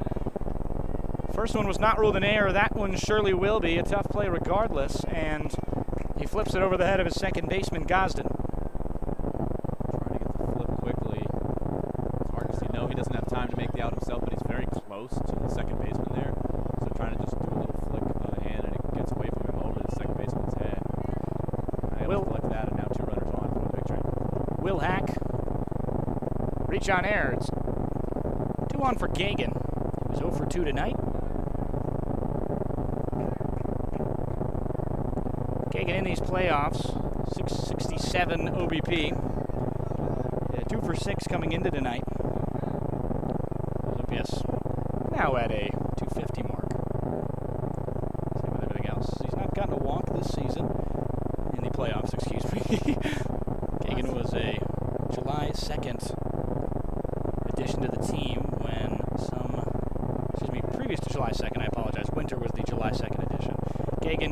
early in June. There was some catcher injury. Corbin suffering a laceration to one of his fingers. Gagan, the brother of the left-handed reliever Bradley. Saw them pitch together last night. Well, Gagan was obviously catcher. Mound visit on the 2-0. He's been missing a lot. That last hit actually ruled here for now as a single by Will Hack. Some helpful for Carl Fernandez there. It's a tough play, but he does get the ball and just ultimately kind of trips over his own feet. 2-0. Gagan will watch one low as Lewis, after 2 straight strikeouts, is struggling to find one over the plate. It's a walk, gives up a good ground ball that results in an error, and he's in danger of a second 4-pitch walk this inning. That would load the bases a little for the big train. 3-0 is in there. Good pitch as Lewis stays alive.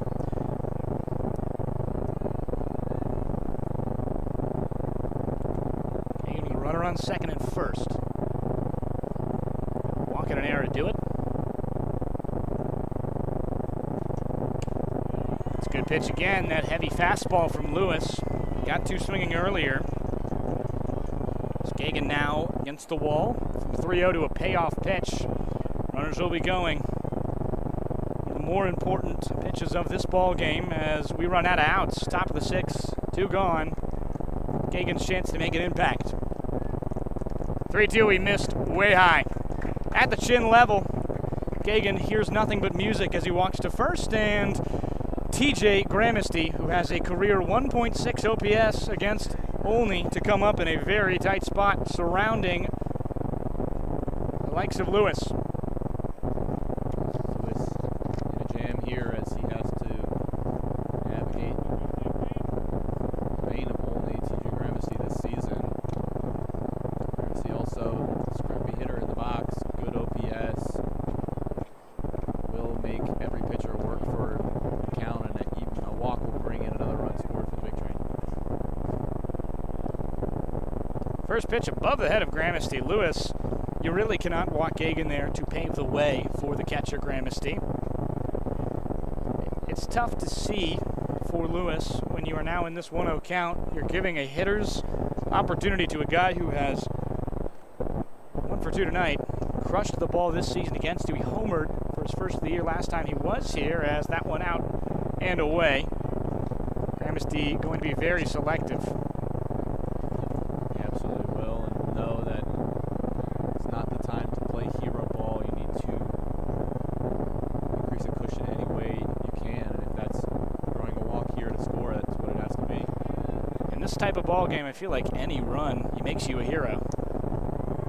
As that one a bit low, like a changeup or perhaps a breaking ball that just got a little under the knee portion before it went over the plate. 3-0 count, in danger of another miss here, putting another runner home. Bullpen chirping Lewis. Fastball down Broadway. Keeps him in this one. 3-1 count. He's trying to work his way back. Does have somebody warming in the bullpen for the Cropdusters. Activity just starting. Here's the hard-throwing righty as missed inside. Gramesty extends it to 3-1. Lewis, after 2 straight strikeouts, can't seem to find one over the plate. He has thrown 3 strikes in total since that moment, as Brennan Wright, after the RBI walk, to be drawn up. Well, you mentioned that any way you score a run, you can be a hero tonight. That walk comes with an RBI for TJ Gramesty. The lead is back to 2 for the big train, who Now put the first run on the board since the 3rd inning. I believe that will be the day for Lewis. We will see. It's a mound visit. And pen opens. We'll see if he's just going to keep getting more in there. We'll go back if he does. We'll take a break anyway on the Big Train Baseball Network. 3-1, TJ Gramesty walks a runner home, and they still have him surrounded. 2 outs at the top of the 6th.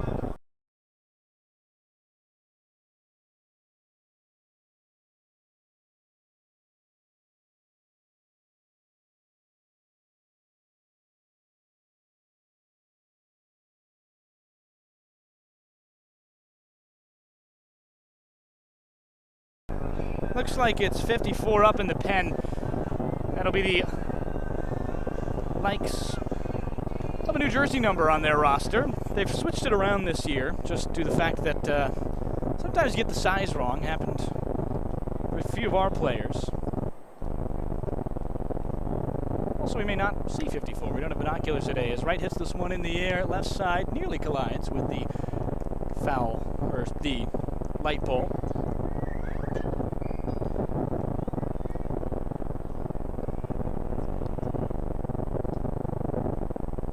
Not sure of the number of the bullpen. There's no 54 on the roster currently for the Cropdusters. Henry Lewis still on the mound currently. The 0-2. Lewis still getting some work in, as very unsure who that bullpen arm is. It's always curious. Just, you know, there's activity. It's like the old Expos Stadium. Brennan Wright saws one off. It's going to get down for a base hit. One runner will score. Hack Johnson will tail around. They'll stop sign Gramesty at second. 2 runs will score on the single. 5-1 Bethesda. They're trying to run away with it in the 6th. The veteran with a big move in the biggest game so far this season. 5-1, big train lead the Cropdusters in the top of the 6th. That one is a 2 RBI single from Brennan Wright. It's a very good piece of hitting. He just catches the inside part. We'll be right back. New man on the mound for Olney. The Cropdusters in danger of being flown by.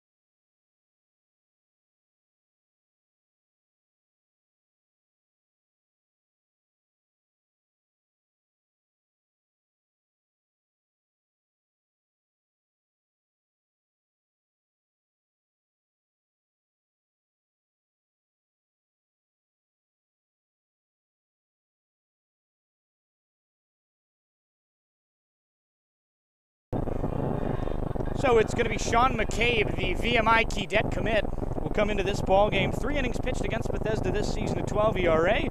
K per 9 at 6. He just hasn't been all together in the way he's wanted to be against Bethesda. This is a chance to railroad himself back on track, if you will.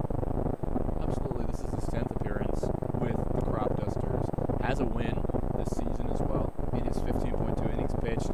6.32 ERA, a whip of just 1.53, 19 strikeouts. So a good return, especially on the Ks for McCabe. Kedet looking to make an impact in this one, stop the damage. Doesn't get an easy task. Gonzalez, first pitch, a little bit low inside at the shins. A 1,000 OPS this season against the Cropdusters in his 3rd year. Gonzalez has never played a season in which they did not win the championship. 1-0. Gonzalez, a big reason for that too. His big bat has led the big train to several hits and 1-1. big moments in championships. 5-1. After that 2-run single in the walk that Gramesty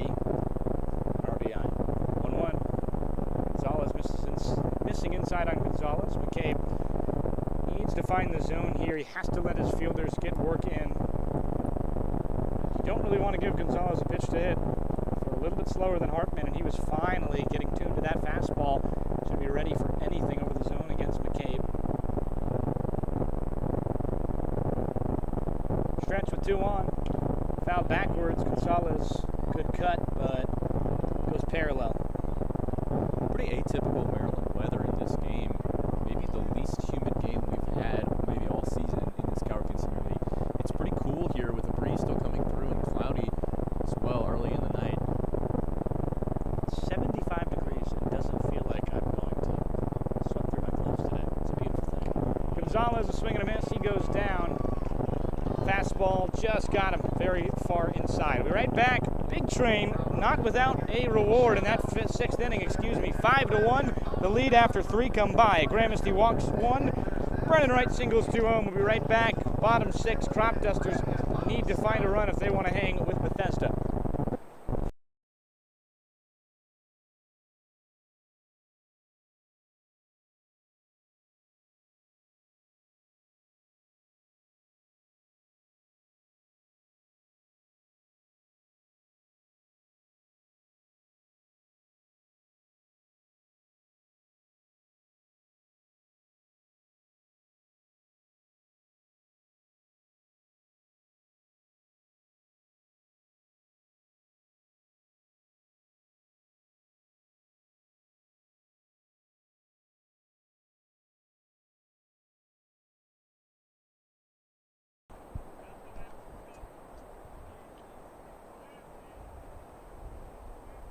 One. This low as count rose to 1-1. To Hernandez, his first at bat down the line. It's going to end up fair into the deep reaches of right field. Chasing after it will be the legs of Hack. Throws it in. It's not without a double as that one gets away from the cutoff, though it will not result in anything else. So 5-1. That is a tool to get back.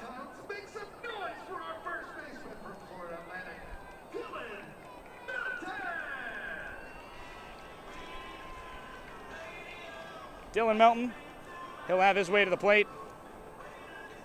After Hernandez's double, Melton 0 for 2 tonight. Melton out of UMBC last season. Melton a 675 OPS this season against Bethesda. First pitch watched these playoffs. He has had himself an interesting season. He's played in first and left. Did not play left at all this season except in the playoffs. He's filling in for an injury. Before tonight, 6 at-bats, 3 walks as well.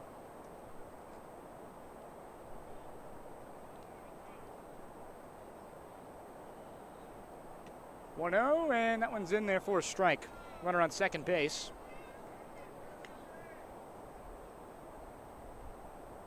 A 1-1 count.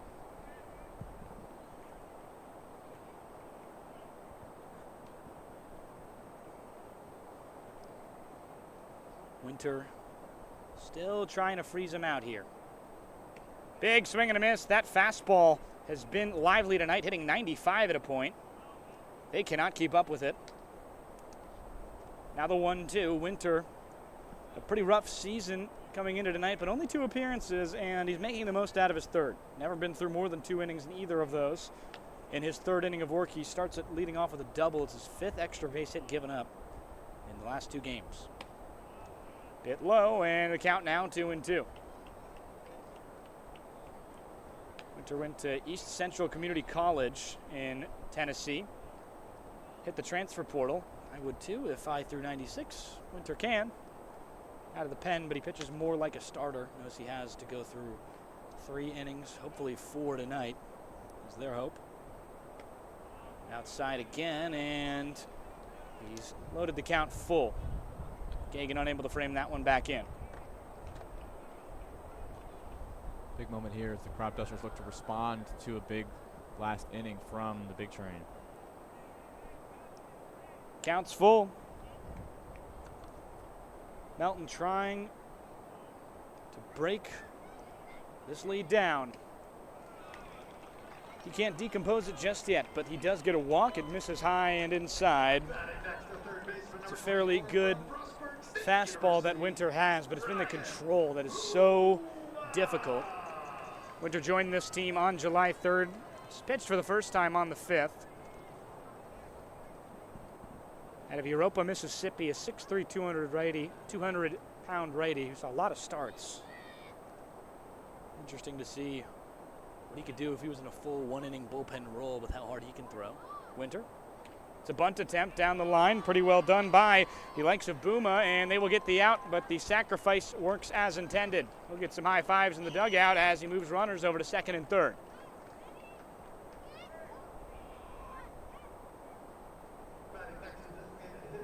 It's a good moment there. Good bunt. Advances the runners. 2 in scoring position for the Cropdusters. Only 1 out. It's going to be some jam work here for Landry Winter, who's in his longest appearance of the season so far. Cater Hearn up to bat. Be interesting. He's had a pretty sluggish season. Good game yesterday against Metro South County. Or not yesterday, that was on Sunday. So actually, almost 3 full days ago at this point. 1-0 miss upstairs.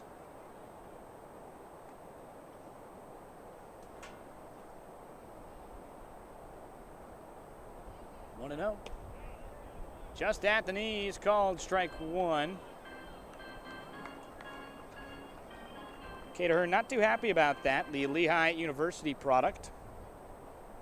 Out of Woodbine, Maryland, he's tall at 6'4", but he kind of hunches. Jeff Bagwell type stance as he gets through a big swing there.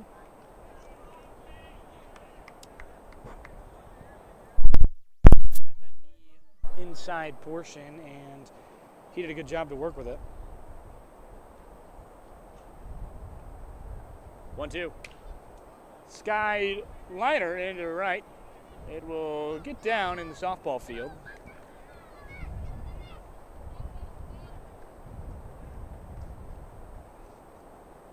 One out, a 1-2 count.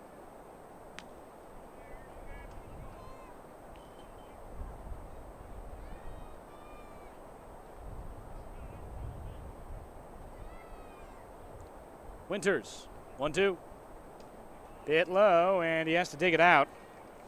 Just not spectacular on that fastball placement, but he's got them to swing before. Something has obviously been said at the dugout. Do not swing at that fastball. It is not going to be one you hit. That one just almost touched the zone, as that one outside again. He's been so close with so many of these. And whether or not he hits the zone, they kind of just aren't swinging at it. They're waiting for a breaking ball. I think Winters will keep giving them the heater as he tries to take one out of the Wild Things book. Hit up the middle, and it's going to get down. One runner will score, a second will dig in. Bethesda gives up 2 runs, and 2 RBI single for Ahern. A rough season, but it doesn't matter when you're in the championship series. Olney storming back, 5-3. Well, it's a ball game here. Ahern. That one gets down in front of the fielders for the big train. Brings 2 in, and it's a 2-run ball game again. Good response for the Cropdusters, who needed a lot there. Lopez will come out to have a conversation with his pitcher. Won't be the day just yet. No action in the bullpen. No action in the bullpen. Capuano opened the door for a second because it's going to be the likes of designated hitter tonight. I thought about it when I saw he was in the lineup, not in right. Zachary Malvasia, who has a 2-run lead right now, pretty much courtesy of him with a 2-run homer to start this game. He'll defend his very lead, 5-3 on the Big Train Baseball Network, as that will be the day for Winter.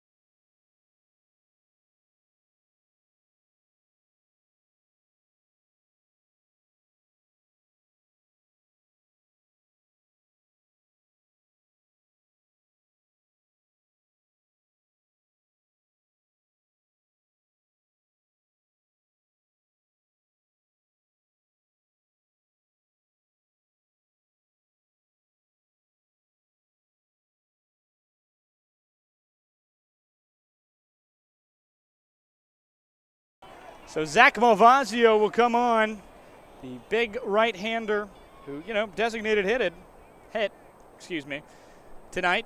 2-run homer for him, as well as pop out and a ground out. 1 for 3, but he's trying to keep them 0 for whatever they bring up. First pitch missed outside to Andrew Duncan, who is 0 for 2 tonight and has been on a quite icy skid. Duke Blue Devil can't seem to find much joy in his swing tonight. Well, Malvazio mostly did pitch in his last season with UCF there. Didn't play many games in total. 11 as 1-1. Malvazio, a 1 for 2 on saves this season. In the regular season, he's not pitched yet in these playoffs. He has not pitched yet in a while. Obviously kind of irreplaceable in the batting lineup at this point in the season. 1-1 and a little bit low. With Kaiser taking BP this morning or this afternoon, it's one thing to note that since he's at the DH spot, he has to be taken out, and he will be taken out at one point. There's no Ohtani rule, which is the rule that would allow that to occur in the way it does now, where the Dodgers will keep him in the lineup. It is not existent at this level. Half swing, did he go? His bat went pretty far, and 2-2, as they call it, safe, no swing. Yes, he did. Malvazio with a good pitch there. Had him thinking about it. Saw only the left hand, which was kind of extended. That is a swing. So 2-2, excuse me. Dealing with some sight lines of all time today. 2-2 as Malvazio trying to get his first batter high and away.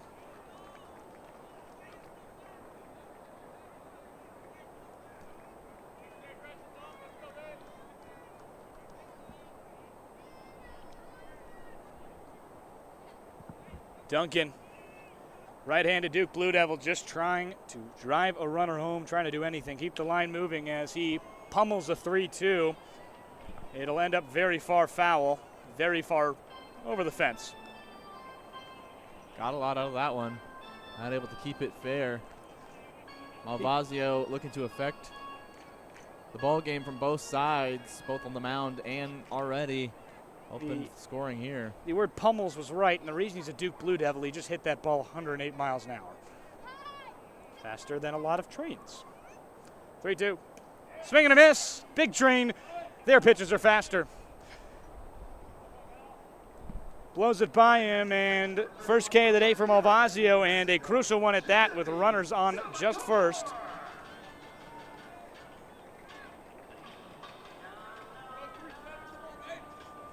It's a great pitch there on a full count. Delivering well and entering the game with a tough situation. Has found one half of the solution so far. Bottom 6, 2 outs. Malvazio an out away from ending the threat. It's not much of a threat anymore. Both runners have been scored as that one called a strike. Pretty low, but Giuseppe Salvatore will just have to accept it.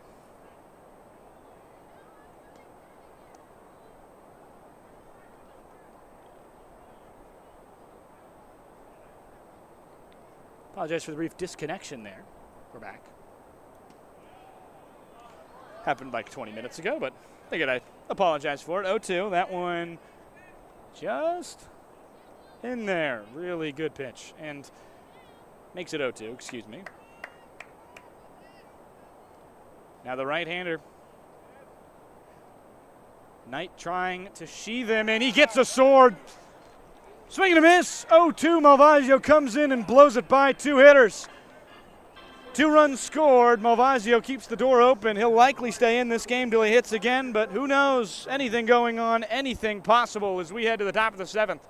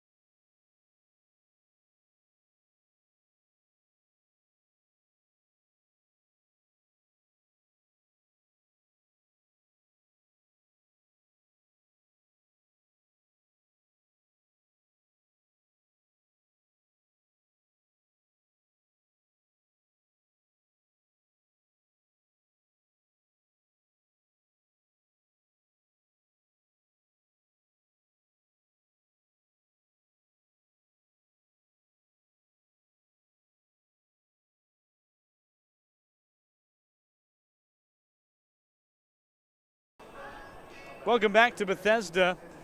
Big Train Baseball as we're at First Responder Field, not Bethesda. Great save. Dak Malvazio, who just struck out 2 batters in a row to retire the side in the 7th. Now he will bat. Spits on 1 foul. Good swing on it, had a lot of speed in that bat. Sounds continuing in the weird range of the ones that have been played tonight. So a doorbell. Extremely accurate loon. I heard a crow noise as well. I heard a crow noise. Yeah, a Some doorbell birds. there. There's now the 0-1 to Malvazio, trying not to suffer the same fate he just administered upon 2 hitters. As the 2-way designated hitter should be playing at UCF. If not on the mound where he was primary last year, definitely the field. His 12 home runs leads the league by about 5, I believe, and is 4 short of a Big Train career record that Hunter Renfroe holds. Ground ball left side, well struck, and another difficult play. Hernandez gets a strange bounce, and that is the 3rd play in a row hit to Hernandez that it's bounced off his glove, and he hasn't been able to make it. That was the toughest and will be administered as a hit. Yeah, that one takes a weird bounce off the lip, as you mentioned. Has to kind of readjust from the deflection. Blocks it, but doesn't stay in his glove.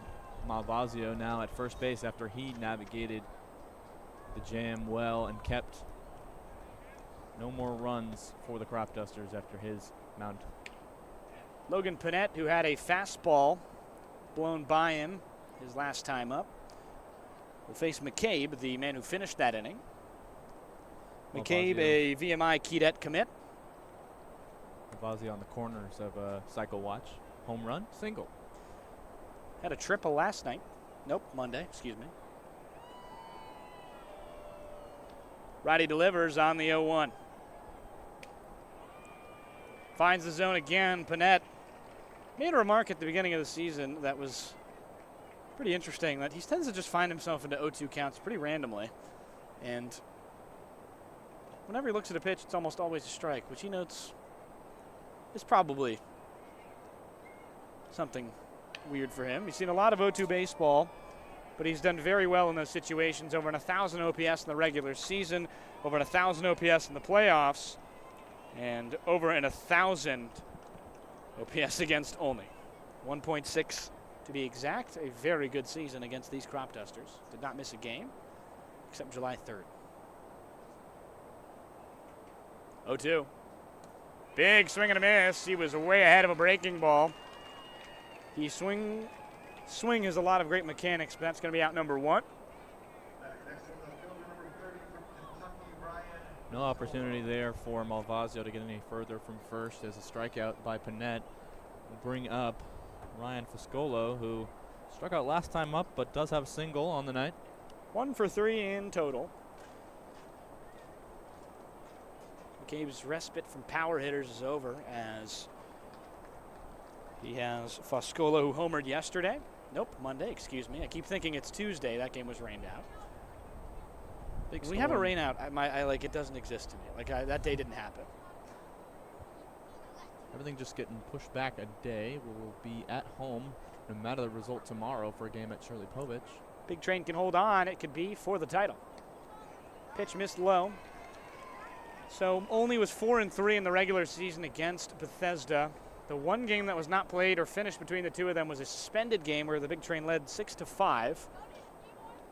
Kaiser Smith in that ball game, the only parts of the season where he has struggled was against Olney.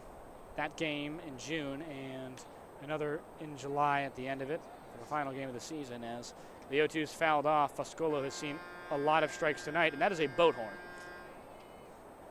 I mentioned Kaiser Smith only really having any trouble against Olney. We've seen several electric performances from him, even in tough jam situations, and navigated them almost all perfectly, aside from a couple. Crowd has dissipated a bit, but getting into it, picked to first. Malvazio is back in time. This one just stretching to the 2.5 hour mark. Cool night in Olney. First Responder Field. Malvasio goes. He's 12 for 12 with stolen bases on the year as that one is foul. Not been caught stealing yet. I have a feeling it's because his legs are very long. Very tall player at about 6'3", 6'4". And he is supported by a lot of power which he generates in his swing from his legs. Key to a lot of big hitters is that push from the leg momentum, making it kind of a full body swing with the bat, being an extension of the body. The 0-2. McCabe delivers and blows it by him. Kept going to that fastball, was hoping Foscola would miss eventually, and he does. Second strikeout of the game as both Panette and Foscolo strike out in back-to-back innings in the 6th and 7th. Kieran Coleman, who walked to start that rally in the 6th, will come to the plate. That's two really good strikeouts from McCabe. As mentioned, the walk from Coleman came after 2 outs as well. Lewis not able to navigate that one. Time running out in the Cal Ripken Collegiate Baseball League Championship, Game 1. Just a few more outs remaining for both sides as the train will have only 6 if they finish this inning, as this one hit in the air by Coleman. Chasing after it is Walter and Scott. Walter will win the argument for out number 3. First flyout in quite a while for both of these sides, actually the first in 3 innings. We'll be right back on the Big Train Baseball Network. Bottom 7 will stretch.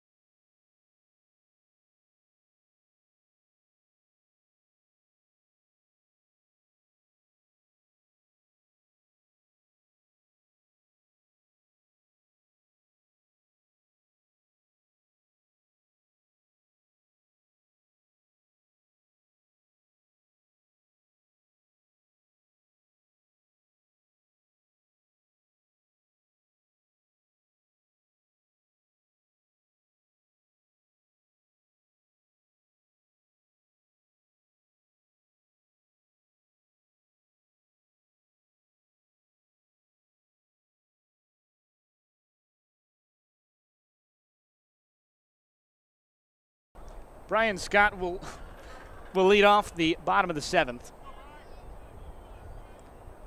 Scott hits this one right up the middle. It's a laser, and it gets down for a base hit to start the 8th. Cropdusters need a way back, and that could be the way they do it. Tying run up to the plate is Patrick Gosden. He takes a fastball right up Broadway.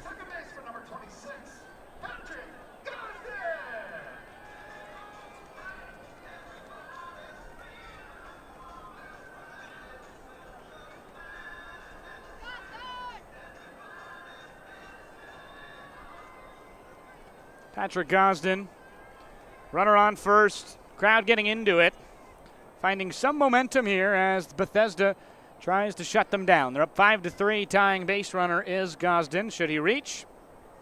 Good single by Scott, who has had a slower start to this season. Due to injury, he debuted actually against Bethesda on July 3rd. This is his 4th year with the team. Has really come alive in these playoffs. He paves the way for Gosden to try and drive him in as that one misses low. 2-0 the count. Gosden had a productive night, has found himself to first base very often.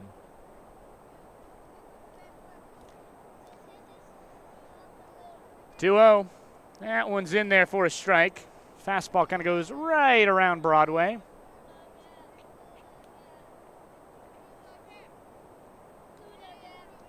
Malvazio hasn't seen too many innings of work. So they've been more focused on having him hit. He'll have a little more to do here. 2-1. It's not been maybe as stalwart as you're hoping for on the mound. For all he's done hitting, he's had some difficulties pitching, and I would imagine if he can't get it done, it'll be Parker, who has hit before, or Kaiser Smith, as this one hit in the air to right. It is out, number 1 if he can get it. He does, a can of corn that actually does work his way almost back to the infield. It's more like a stalk of corn that gets to the outfield. It grew a little more. 5-3 to 1 out.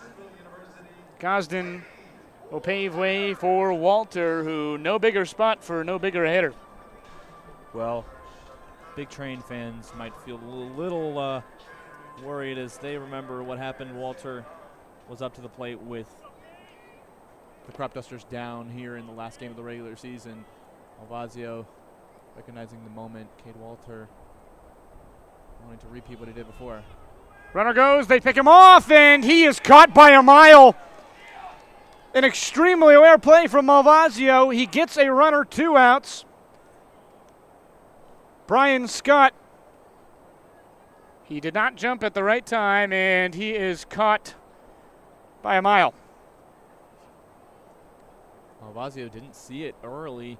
But calls from his teammates important there. He turns around and delivers the throw to the perfect spot. Well done there by Coleman to cover on it. That one in there after the 1-0. 1-1 count. Cade Walter, private university in Jacksonville. Teammate of Kyle Hopper, as that one will get inside and hit him. Kind of stared down Malvazio as if that was any intentional on the third pitch. I think just trying to get something going, trying to rattle him any way possible, and you respect that. Malvazio, another base runner here. It'll replace Cade Walter. So as if he had gotten out, and Walter kind of kicking himself here as they could have 2 on, 2 out with a big bat and Hernandez, who doubled in his first appearance and ended up scoring. Second plate appearance tonight as he replaced the injured Behrman. This one lofted into left field as Foscola will come in on it. Out number 3. It's a big steal from Brian Scott. It does not go his way. That keeps base runners away from this inning. 5-3, the lead maintained. We head now to the top of the 8th. 6 outs remaining for either side. Real close. And game 1 of the Cal Ripken Collegiate Baseball League Finals.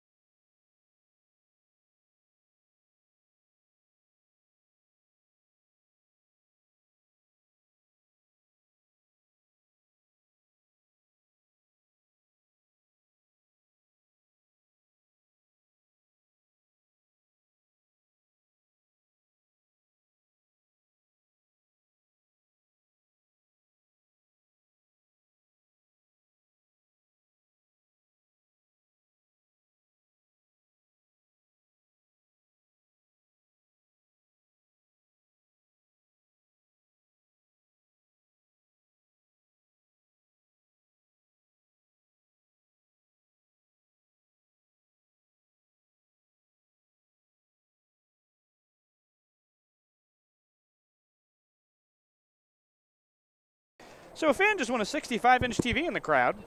Some giveaways happening for Olney as 0-1.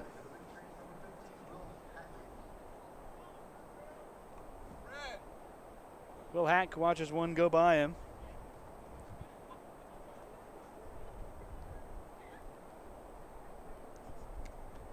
Another one there, and he finds himself to 0-2 count looking again. Same happenstance in the last AB. He ended up getting on base via the error, found his way back into a 2-2 count. Grounded one, which is the only error, but several mistakes by Hernandez at short today. Only would like that one back, specifically that error, because Hack did end up scoring in the 6th inning. Cool night with the breeze here in Olney. Hack to lead off this one. Hit in the air to center. It is, diving play into the face of Cade Walter. That one hurts. Yeah, just hit the ground as he's diving to it, so it bounces up and catches him in the moneymaker there. Cade Walter, the moneymaker's pretty much his bat. But, you know, that hurts. Definitely does. You like to see a guy really trying to go after it and getting anything here. Big Train just trying to add a run on as Gagan thinks about laying down a bunt. Corner on third comes in quite a bit. Does catch that kind of front part of the zone, and the count now 0-1. Walters, you can see, actually was really frustrated himself after that one. Threw his glove into the ground. It's very close. He just was never getting there. Wind was not strong enough to help him like it did Gramesty. I would argue that was probably about the same difficulty, but Gramesty got some help from Mother Nature as that one misses. McCabe just trying to get further into this game, pave way for the 9th, maintain this deficit to 2. They have 6 outs to work with on both sides, but they have 6 outs to get back into this game. Big Train have 6 outs to add on at least now. 5-3. Game as McCabe inherited it. Delivered.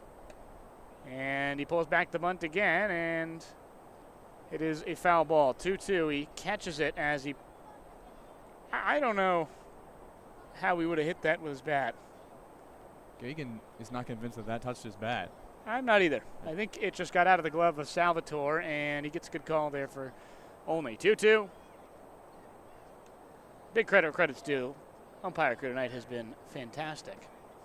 It's a very tough game for him to navigate here. There is no replay system, and that's a very hard one to see, especially with the height of Gagan compared to Salvatore.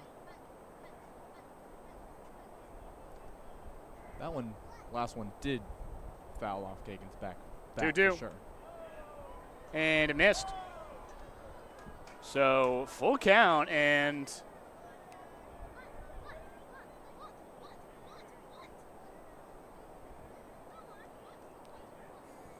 3-2, full count. Gagan. Ground ball up the middle, and Hernandez gets a play. Could he get 2? He does. A crucial spot. They get a very big 2 outs, and the Big Train lose the possibility of 2 runners to none. Gramesty comes back up. 5-3. It will maintain at least for now, as that's tough for Gagan, who's had a lot of solid contact not go his way again. Yeah, really unfavorable there. Hit it well, but with not quite enough speed to get it past the shortstop and make a good play on it and turn hit from Gagan into a double play. So TJ Gramesty, strike 1 called, as that one just gets into the zone. 2 outs after that double play. Big Train, big 6th inning, gave them 3 runs, which have helped them to this 5-3 lead, as well as Zach Malvasia, who's currently pitching. Looks like he might try and go for the bottom of the 8th, and I would guess we will see someone close. Could definitely be Kaiser Smith. The main reason they want to keep Malvasio in for another inning is he would then get to bat. He's due up no matter what after this inning if Gramesty does strike out or result in and out either way. 1-2. Fouls it backwards. 1-2 the count. Yeah, Still, they'll dance again. Definitely like another inning of Malvasio batting for this side. He already has 2 hits on the night, one of them a home run. The difference maker in this game is the Big Chain are up by 2. You don't want to take the bat out of a guy like his hands. You know, a young fan next to me who is rooting for Olney, and he's saying do a bunt. I actually think it's quite a good idea. Third base is very far back. You see where Buma is right now. He is all the way in the corner. Gramercy has the speed. If it wasn't 2 strikes, I would definitely think about laying one down. He's been very good with the bunts this season, but he's taken it away because his bat has had so much pop. 2-2, and there's a pretty well struck one up the middle this time. It gets into the glove of Walter. We'll be right back. Bottom 8. Malvasio back to the mound as they try and hold them with a 2-run lead.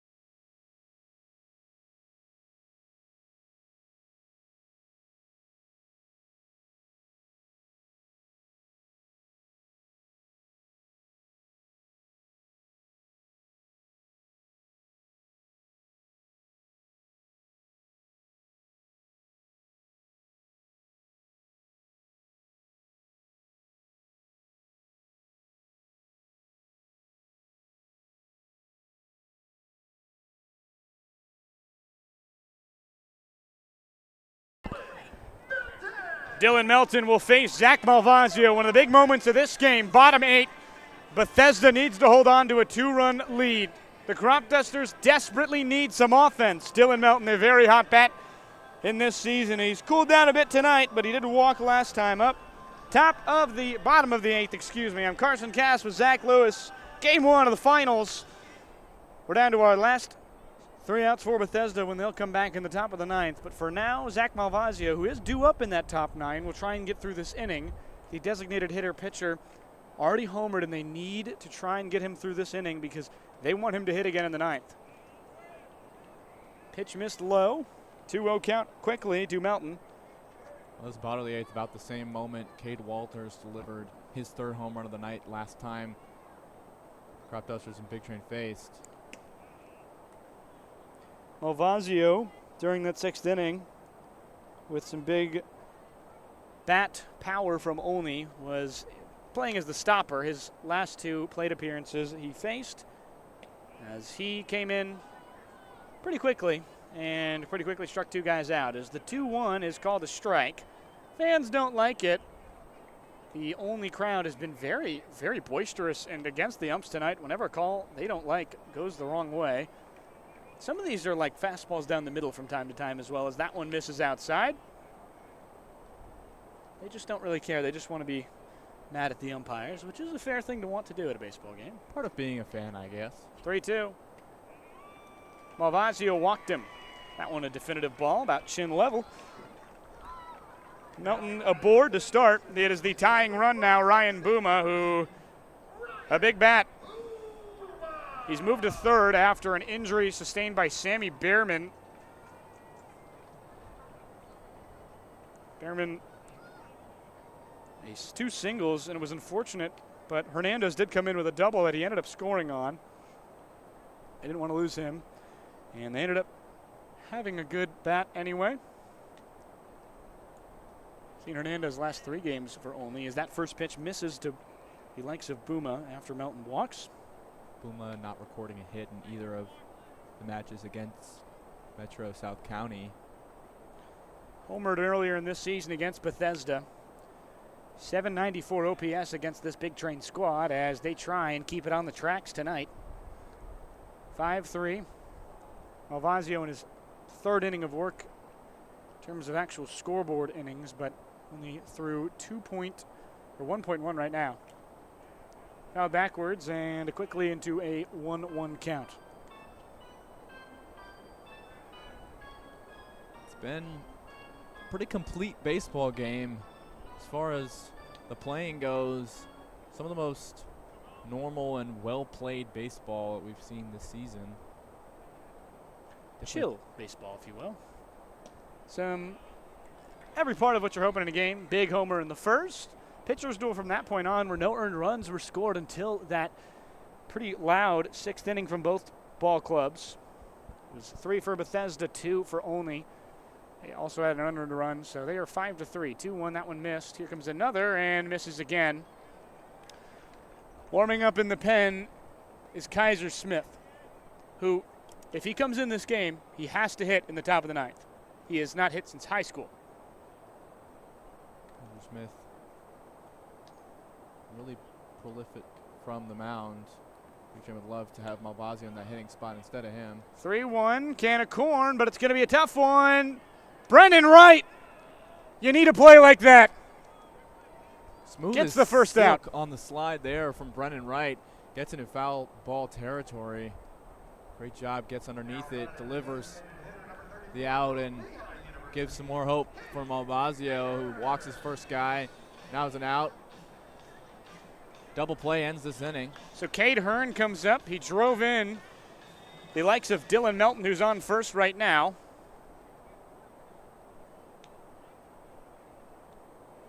Last time up was a single. 2 RBIs were scored. It was also Hernandez after that double in the 6th.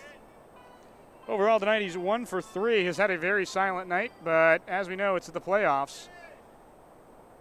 Anything can happen and nothing matters before this. It's all about the chip. 1-0 and called strike. It's in fact the game 1 of the championship, not just the playoffs. I apologize. I need to highlight that part. Is that one in there? Well, I don't really feel like you'd have an argument that either team doesn't deserve to be here. These are the best 2 teams in the league this season, and Cropdusters won the last game of the season to get the 1 seed. 1-1. Good pitch in there. It catches the front of the zone, then drops out to that bottom trap door, if you will. No chance of hitting that. Hearn into a 2-strike count. Malvasio likely to go to that slider, which hangs around 80. Big Train did have a big series against the Senators. Came up big in the 3rd game of that one. Run ruled them. 1-2. Goes for that fastball, and it barely misses.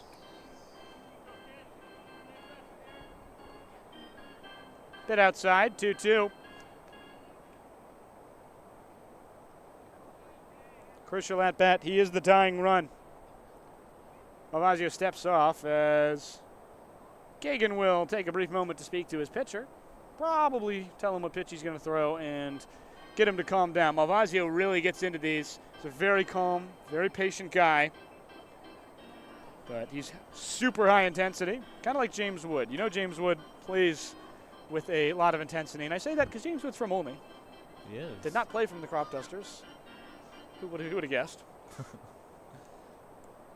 Missed that part of his life because he went straight to the MLB minor league system. The 2-2. As Hearn steps back in, left-handed batter out of Lehigh. RBI's his last plate appearance. Can he replicate it? The tying run. Ground ball right side, foul. Under foul. Mentioned Malvasio's calm demeanor. I think he had a pretty calm demeanor even after hitting huge home run bombs. Kind of comes through. Definitely excited for his team, but not the biggest or loudest voice on a team, but his quiet presence is quite loud from what he does with his bat. Showed some emotion on that homer, which you don't see too often from him. Half swing, it's survival as he is able to foul tip it. 2-2, and he'll dance again. Tango at even.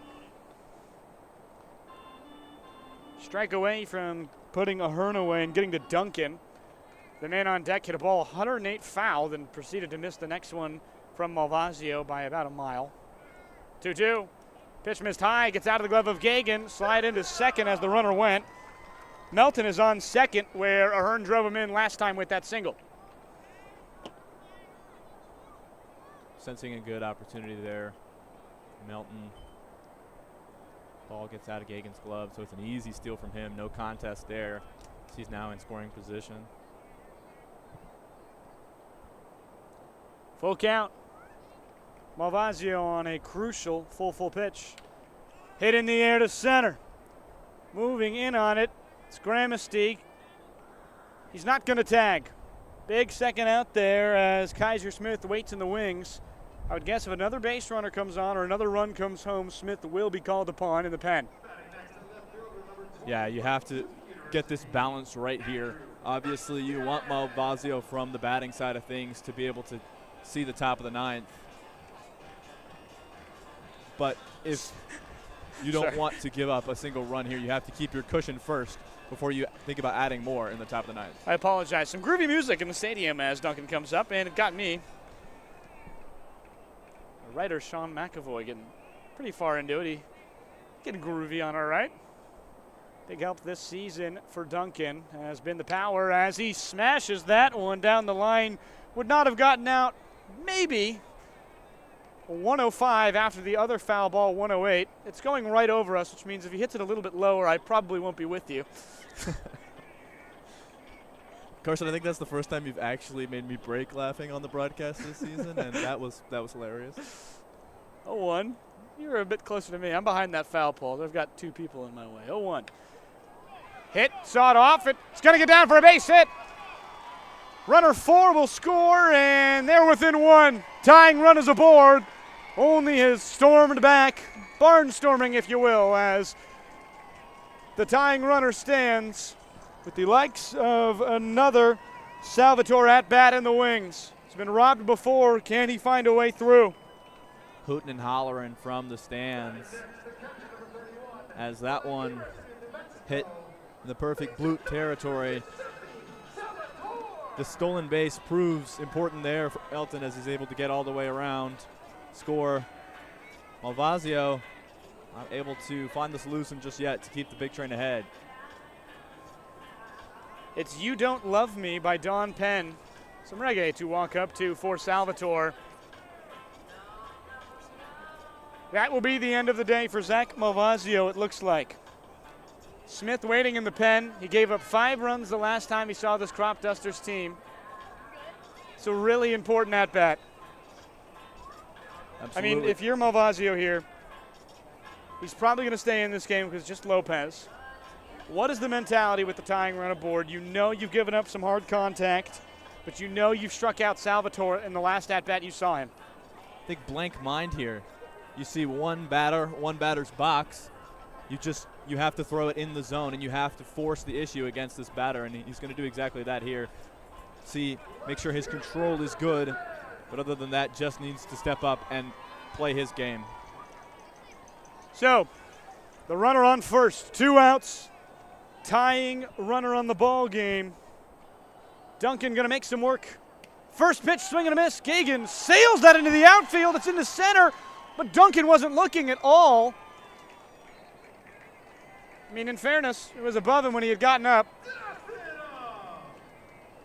0-1, that's a big swing and a miss, and Colangelo trying to see if maybe he could get some sort of interference call, but I think Gagan just lost it in transition, started throwing it, and it kind of slipped out of his finger. You get the wrong seam, and sometimes it'll spin out of your hand. Yeah. 0-1. Low. Lucky there for Gagan. Good defense behind it to make sure there's no more damage than just a stolen base. But a runner in scoring position again for the Cropdusters as Malvasio needs one more out. Salvatore's at-bat could be the biggest of this ball game. 1-1. Zach Malvasio trying to get out of it as he misses away.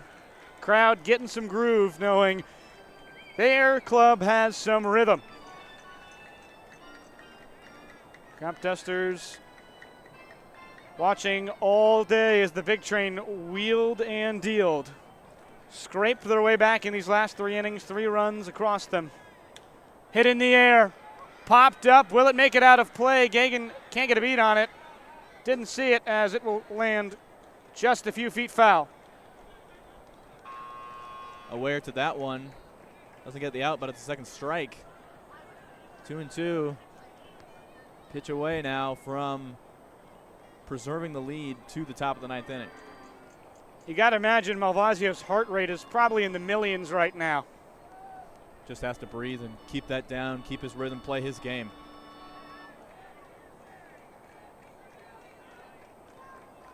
They chant for Salvatore.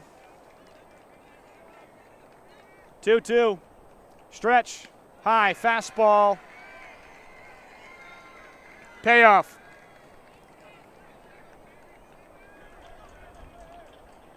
Crucial pitch.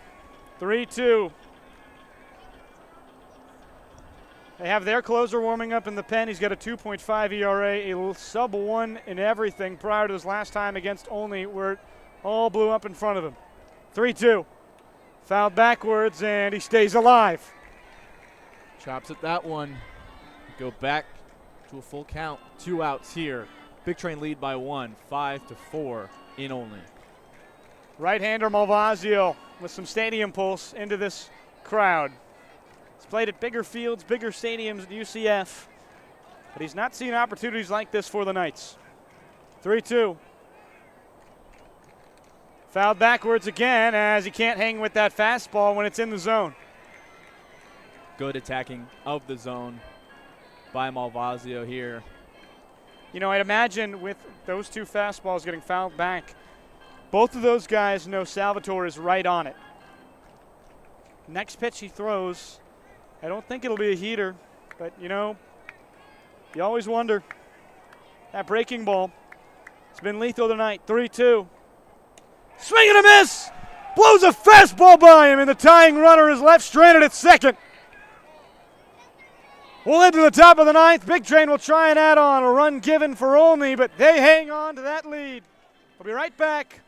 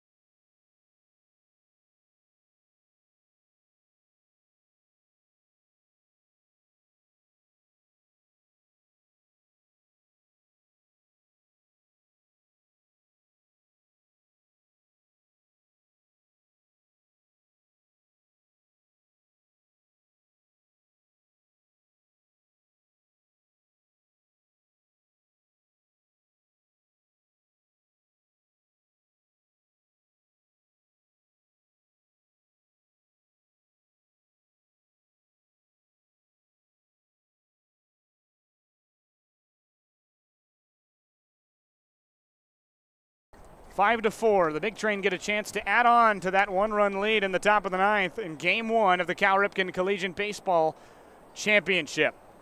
In 26, They're going for a four-peat, only looking for their first as they start with a dangerous bat of Brennan Wright. Gramsci unable to come up with anything in that 7th inning. Led the way to Pave for Wright, who 2 for 2 in his last 2 tries, as this one is hit in the air down the line, foul. Overall on the day, he is 1 for 3, 2 for 3, wow. A walk and 2 singles. Quickly an 0-2 count to the lefty out of South Alabama. Misses high.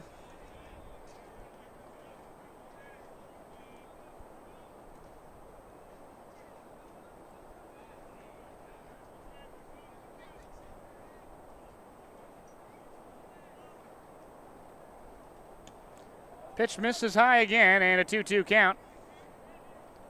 As you now see a pretty interesting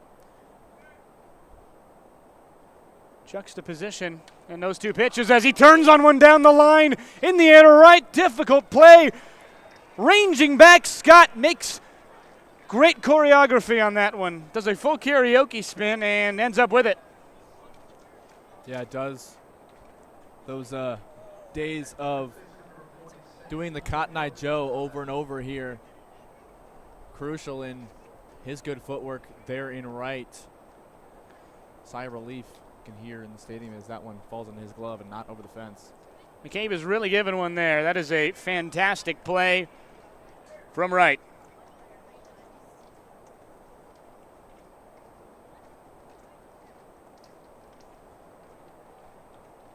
The 0-1. There's a big swing and miss by Emilio Gonzalez. Quickly into the 0-2 hole. McCabe. It's been a very good night for him. Trying to see his total stat line, but the website not working for me currently. So I'm going to say this without a full knowledge, as it's 3 to 5 hits. 2 of them could have been ruled errors. Not sure if they were officially, but there's 3 innings of work. He has been fantastic. 0-2 as Gonzalez falls that one back again. They'll dance again as Gonzalez still in that 0-2 hole. Fastball again. They keep trying to gas him up.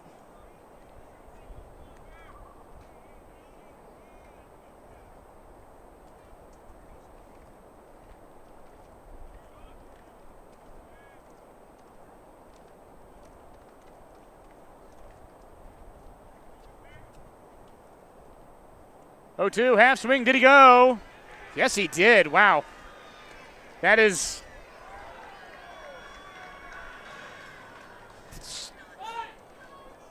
What the hell? What the hell was that? It's a pretty often swing and a miss, as Gonzalez just checked it. He was pretty far out, as Gramsci is currently jokingly jockeying with the umpire. They do know each other. Swing and a miss by Malvazio, 0-1 count. Gonzalez struck out 3 times today, but he's been very impactful in these games. A walk where he scored. It's very big. He's at the plate for Malvazio, who now in that 0-1 count. Swing and a miss again, and a quickly 0-2. McCabe seemingly some adrenaline now. He was struggling to hit the zone, but this time out, he's got some gas.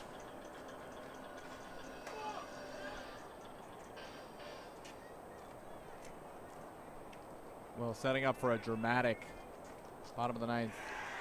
Got it by him. A fantastic outing from McCabe. He will end his day for now at a pretty good mark. He has gone so far through 3 innings, 2 hits. That is his 5th strikeout of the night. We'll be right back. Bottom 9. We'll call on the pen. It'll be the likes of Kaiser Smith to try and shut the door. Big Train's closer all season coming right off of a blown save against Olney themselves in the perennial game of the season.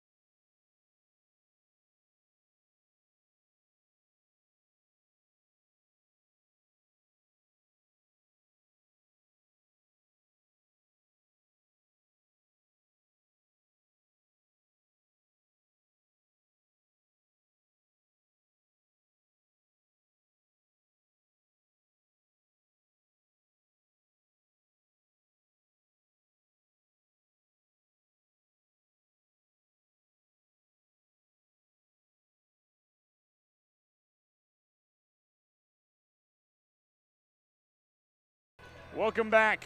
It is the bottom of the ninth. The Big Train will call upon their closer out of Stonewall, Louisiana, trying to be a brick wall. Kaiser Smith, 3 saves on the year. 1 blown save was against Olney a few days ago. A chance at redemption for the young right-hander going into his senior year. 2-1 record on the season, 21 innings pitched, a 2.53 ERA, which was sub-1 prior to that only outing. Sub-1 whip prior to that only outing as well. Only 2 earned runs given up on that season prior to that point. Redemption 26 is the story. Strikeouts. Is the leader of the Cal Ripken Senior League. He will want to have a very different outing than the last time up. He's going to feel really motivated in this outing to deliver these outs, get this close, get this save here tonight in Olney.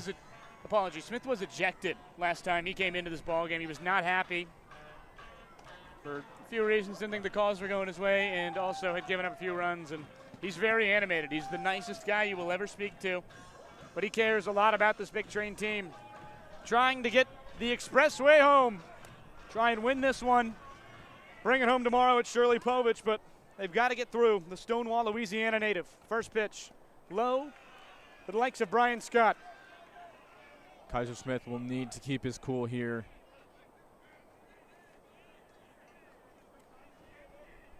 He's got 2 for 3 tonight as that one misses high and outside. Kaiser, a tendency to let runners come on and a tendency to deal with them on base. That has not been as much the case recently. He's been a lot more consistently in the zone with ground balls. Strikeouts have gone down, the outs have gone up, and the whip has gone up, or down, excuse me, as that one misses again. 3-0 count, and that one was pretty close, but just a little away. Well, this crowd remembers the last time and is letting him hear it. He's not bothered so far, but hasn't been able to find the zone yet. 3-0. It's a fastball down Broadway. It's going to get in there for a strike. Tense moments as Olney desperately tries to scrape a run by Bethesda. We've never had a game go into extras this season. 3-1. Ball. Brian Scott is aboard with a walk.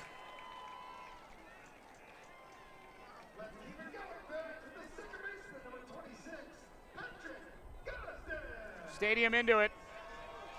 Smith. Rough start. Not able to keep himself from getting back from going down 3-0 in that one. So gets down 3-0, finds a strike, and they will call an offensive mound visit. These are pretty rarely called in the majors. They don't exist actually in the majors, I apologize. They're called pretty often in the college level. And no better time to do it right now. I think they're debating, likely, and I want to hear your opinion on this. Do you bunt the runner across? Do you try and put him in scoring position for a guy like Gosden, who is very good, but he hasn't been his best tonight, for a guy like Cade Walter, who's 0 for 3 with a hit by pitch? I think with the lead only being 1 run, I would do it.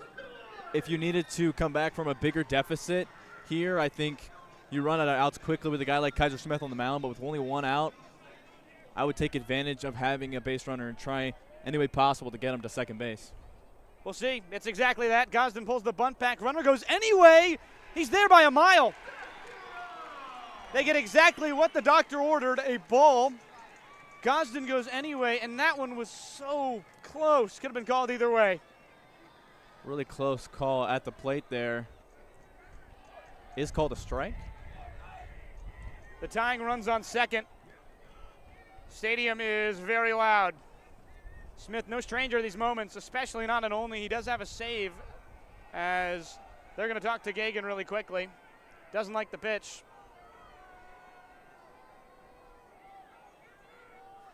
To the reign of boos here in Olney, I mean, you rarely see a summer collegiate baseball team as into it as these fans are tonight. Yeah, some of I mean, definitely the rowdiest fans we've seen this season in every game, and this is the most rowdy we've seen them. Obviously, they're in the championship for the first time in their franchise history, and they've gotten the whole fan base together for this one. Cropdusters are an organization that is desperate to try and knock off Bethesda. They are the target of every season. An 0-for-1 pitch. That one was called a strike. He was very quiet, but he did call it a strike. So 0-1. Gosden has a runner in scoring position. It's the tying run. Outside and away, it's a slider. Count is ones as we're even at the sticks.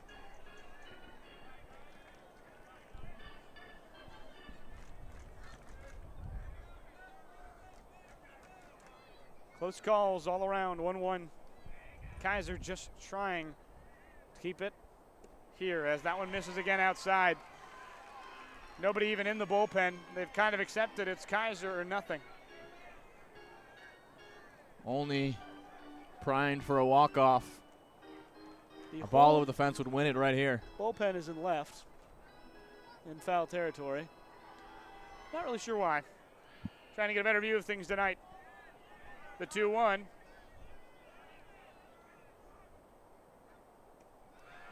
Low. In danger of another walk as Gosden does not have much work to do if Smith cannot find the zone. Hasn't quite found his control yet in this appearance. Danger of 2 base runners here. 3-1 from the righty. Missed. The winning base runner is on first. Patrick Gosden is the representative. And Cade Walter, for the last time he saw Bethesda, 3 homers, 7 RBIs. And Cade Walter will have a shot. 0-for-3 tonight with a hit by pitch to take Bethesda down in game 1. They still don't have the lead. Sal Colangelo will come out and try and calm his pitcher down. Well, it's the complete opposite offensively night so far for Cade Walter to that end of the regular season game, but with a player of that caliber, he can show up at any moment, and this is the biggest one to do so. Was able to find a hit in the biggest moment last time. He will look to do it again as Colangelo is trying to calm his pitcher down. What are you saying to Kaiser Smith in this situation? I need you to throw strikes, Kaiser. That's the thing. You need him to throw. His pitches are good enough. If you leave him over the plate against Cade Walter, you are risking getting punished, but you cannot put a runner on third with nobody gone. You are going to lose the game on any fly ball if that is the case. You need to strike Cade Walter out or draw weak contact. You're going to try and keep him low in the zone, but you're going to tell, more than anything, Smith to hit the zone against a guy who has not seemingly found his bat. He took a full week off. He's not played in any of those playoff games previously. Pitch on the inside part of the plate. It is a ball. Kaiser only has found the zone 2 times since he's been in the game so far. 1-0. Crowd is loud.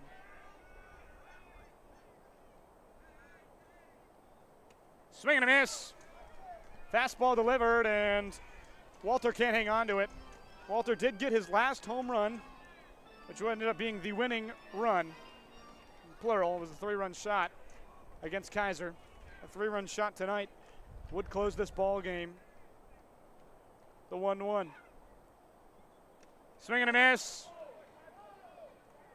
Foul tip as Gagan's, wow, really good dive to hang on to it. I think it took a piece of Walter's bat actually to his helmet. Walter's apologizing for it. Normally it's catcher's interference. I'm unsure why that is not the call. Likely due to it being a foul tip, but who knows, 1-2, only glove, I think, related. Kaiser Smith on the 1-2. Can of corn, it's coming right at us. In the corner, gets down foul.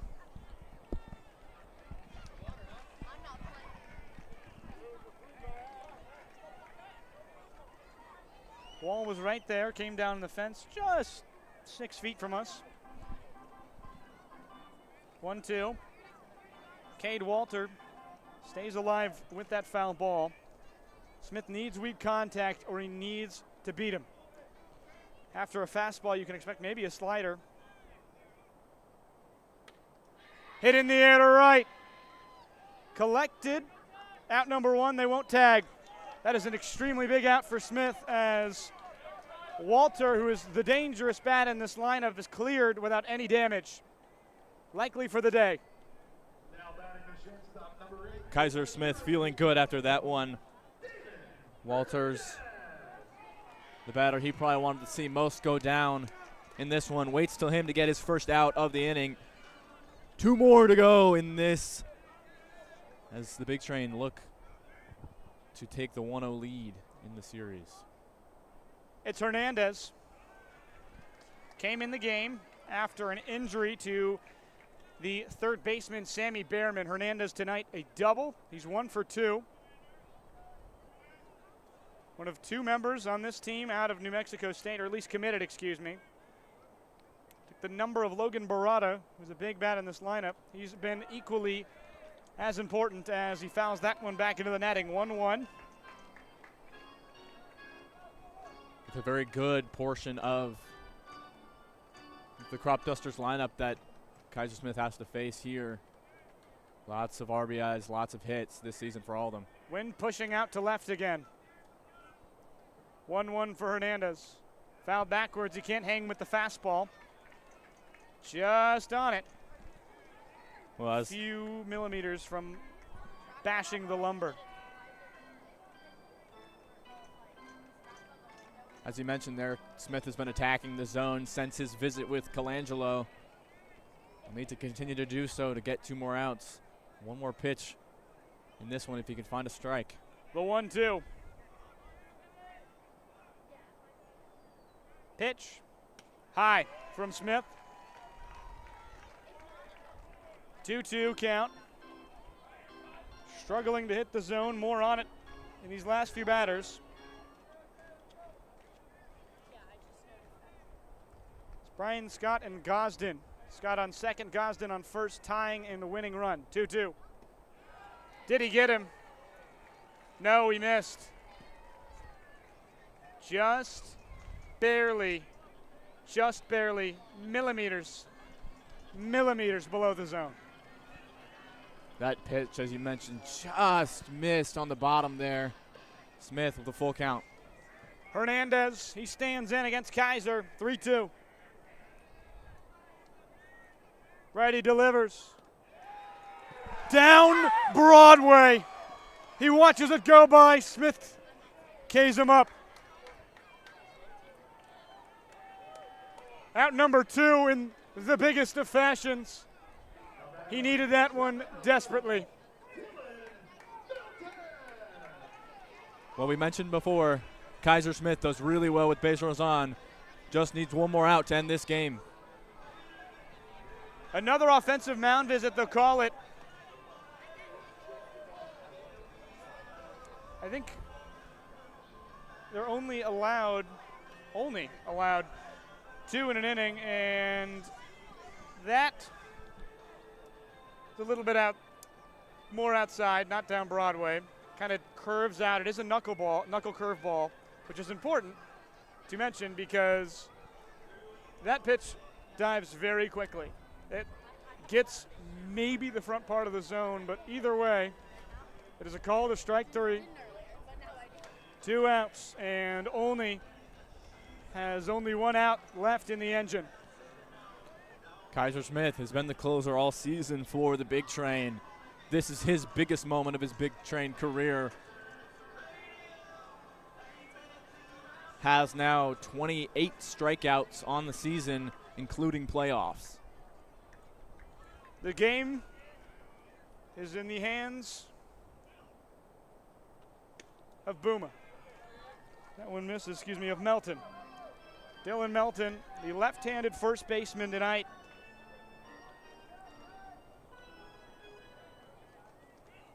He is 0 for 2. He's walked his last 2 times up. Takes the 1-0. 2 gone. Smith delivers.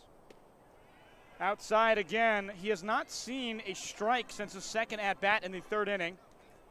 He's seen 8, now 10 balls since. Smith will have to give him 1 here.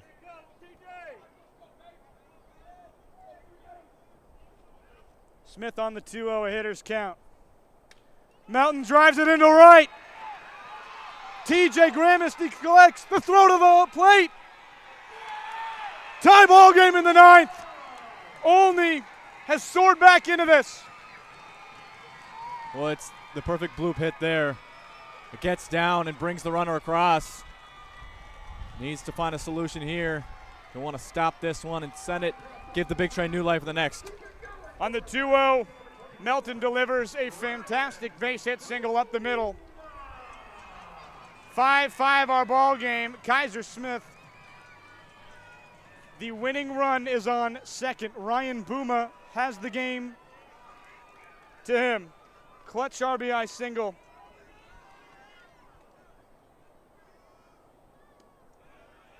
First pitch missing, and it's just a little bit outside. Gosden on second, Melton on first. Melton doesn't matter. Gosden is the winning run at second. 1-0. Righty delivers. Hit in the air to center. Back at the wall.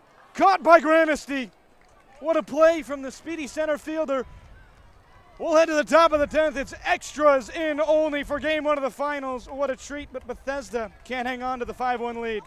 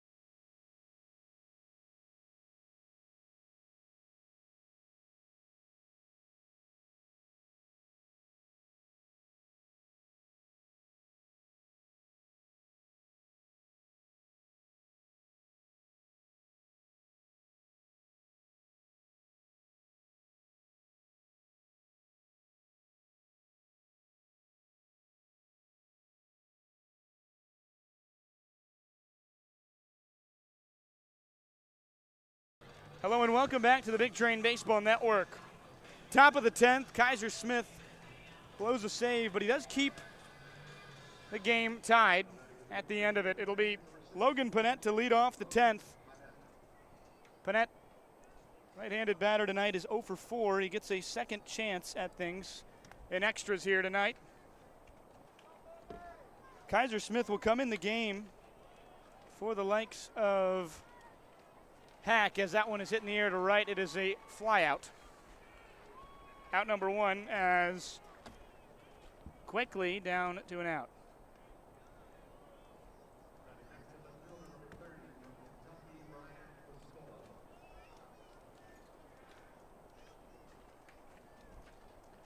Ryan Foscolo to the plate.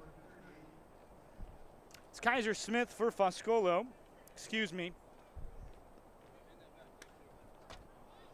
Hit in the air, can of corn, and they almost collide. They lose it. Miracle for them as they are able to find it at the last moment.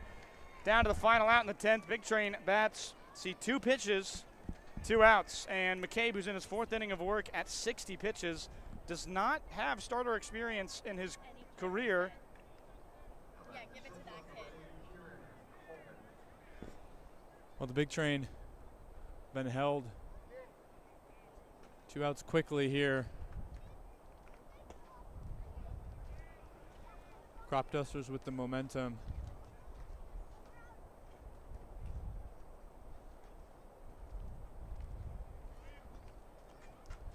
One out. It's a fastball. Coleman watches it. Excuse me. Count is now 1-1.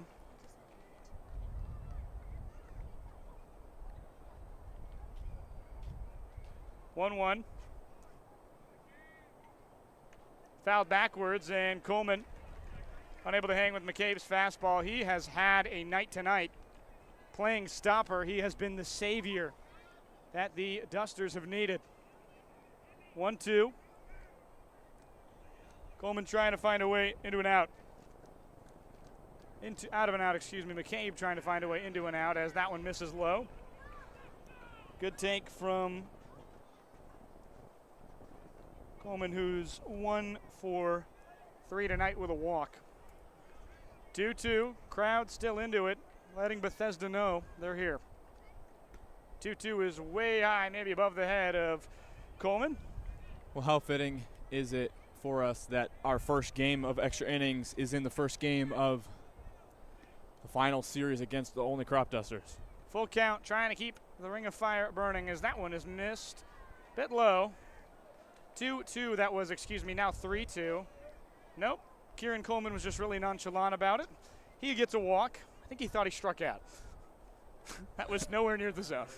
So Coleman with some good discipline there.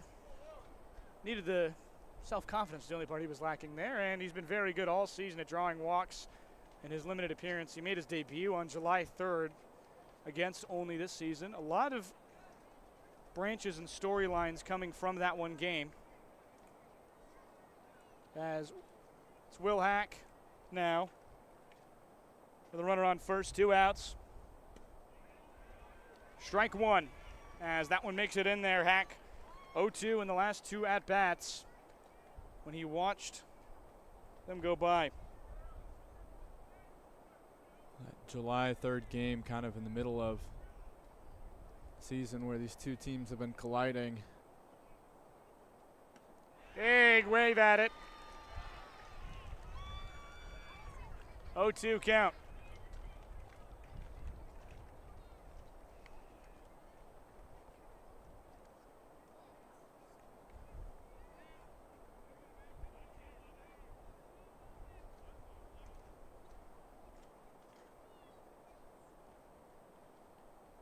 Oh-2 is missed high.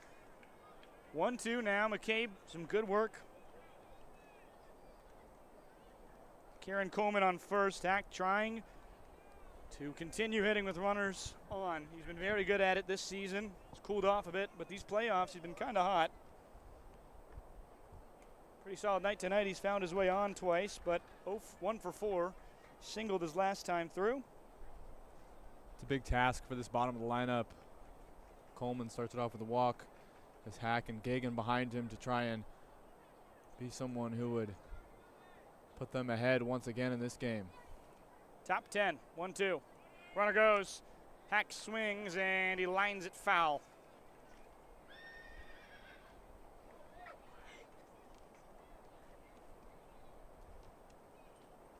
The 1-2 as just trying to find a way to keep it together on the mound.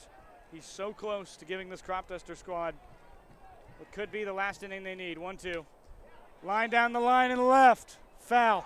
No, it's fair, excuse me. Just on the line. The runner going, Coleman, on his way home. Coleman, he's safe. Coleman's safe.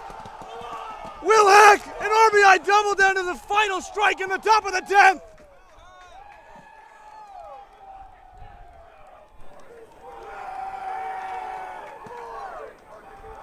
Huge moment for the big train as Will Hack steps up in the biggest moment this season. Sends one down the left side line. The big train dugout going insane for their teammates right now. Ahead once again in extra innings. Top of the 10th inning, 6-5, big train. The umpire held up both hands for a moment, then immediately pointed repeatedly. as that one hit the foul line. Will Hack gives them the lead at 6-5. Jack Gagan, first pitch, he'll watch for a strike. What a delivery down to the final strike in the top of the 10th. Smashed down the line.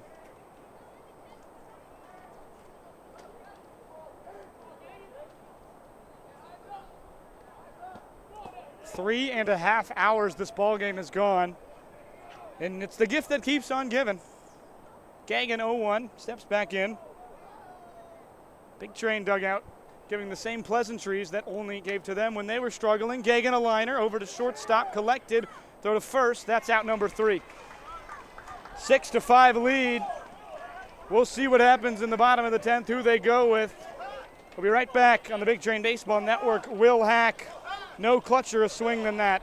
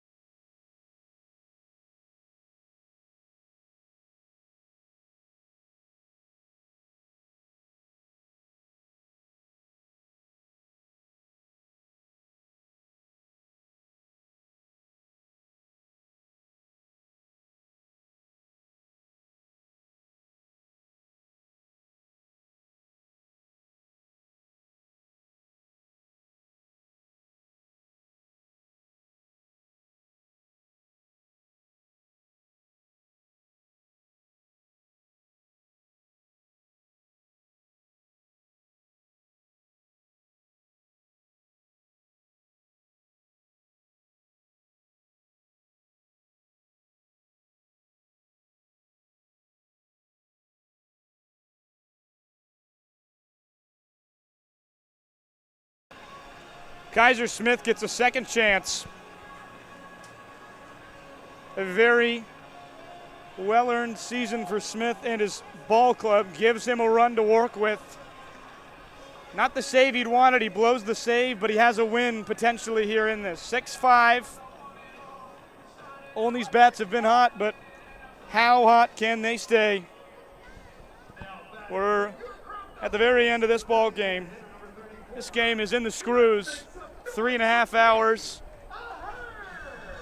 4-run comeback for Olney, and the Big Train at the final moment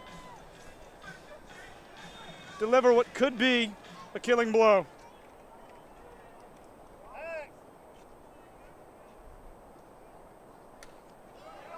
Hit in the air to center. It's a pop fly on the infield. Going to be a tough one. Coleman ranging. He makes a very good play on it. Similar as the wind kind of breezes it, gust ends, and he has to settle with it.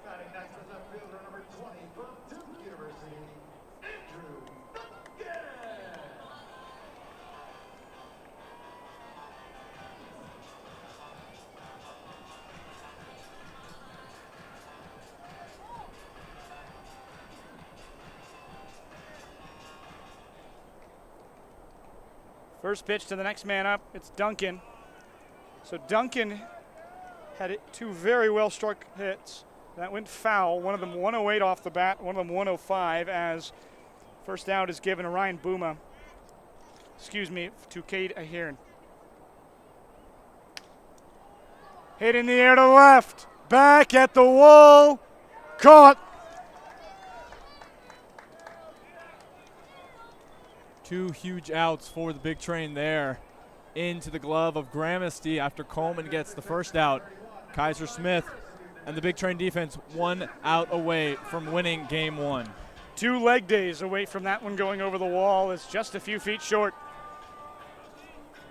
It'll be another chance for Salvatore to play hero. He did not last time in the 8th.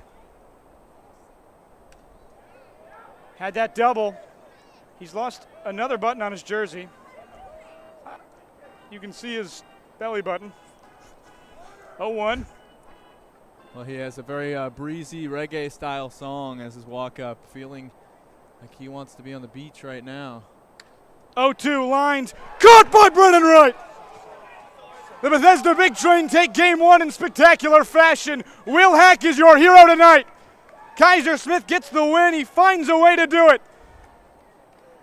We'll be back tomorrow. The Big Train go for 4 in a row at Shirley Povich Field tomorrow. 7 p.m. Be there. I've been Carson Kaz with Zach Lewis. What a ball game. Absolutely incredible win across the board. It took just one extra inning to do it, but the Big Train have found themselves ahead 1-0 in the series. It means everything to the Big Train and an organization that knows winning, and it knows it well. So Coach Sal, 1 win away from a second four-peat in 9 years. I mean, you talk about how good of a ball club this was. Credit to Ketchum, 3 innings scoreless or unearned runs.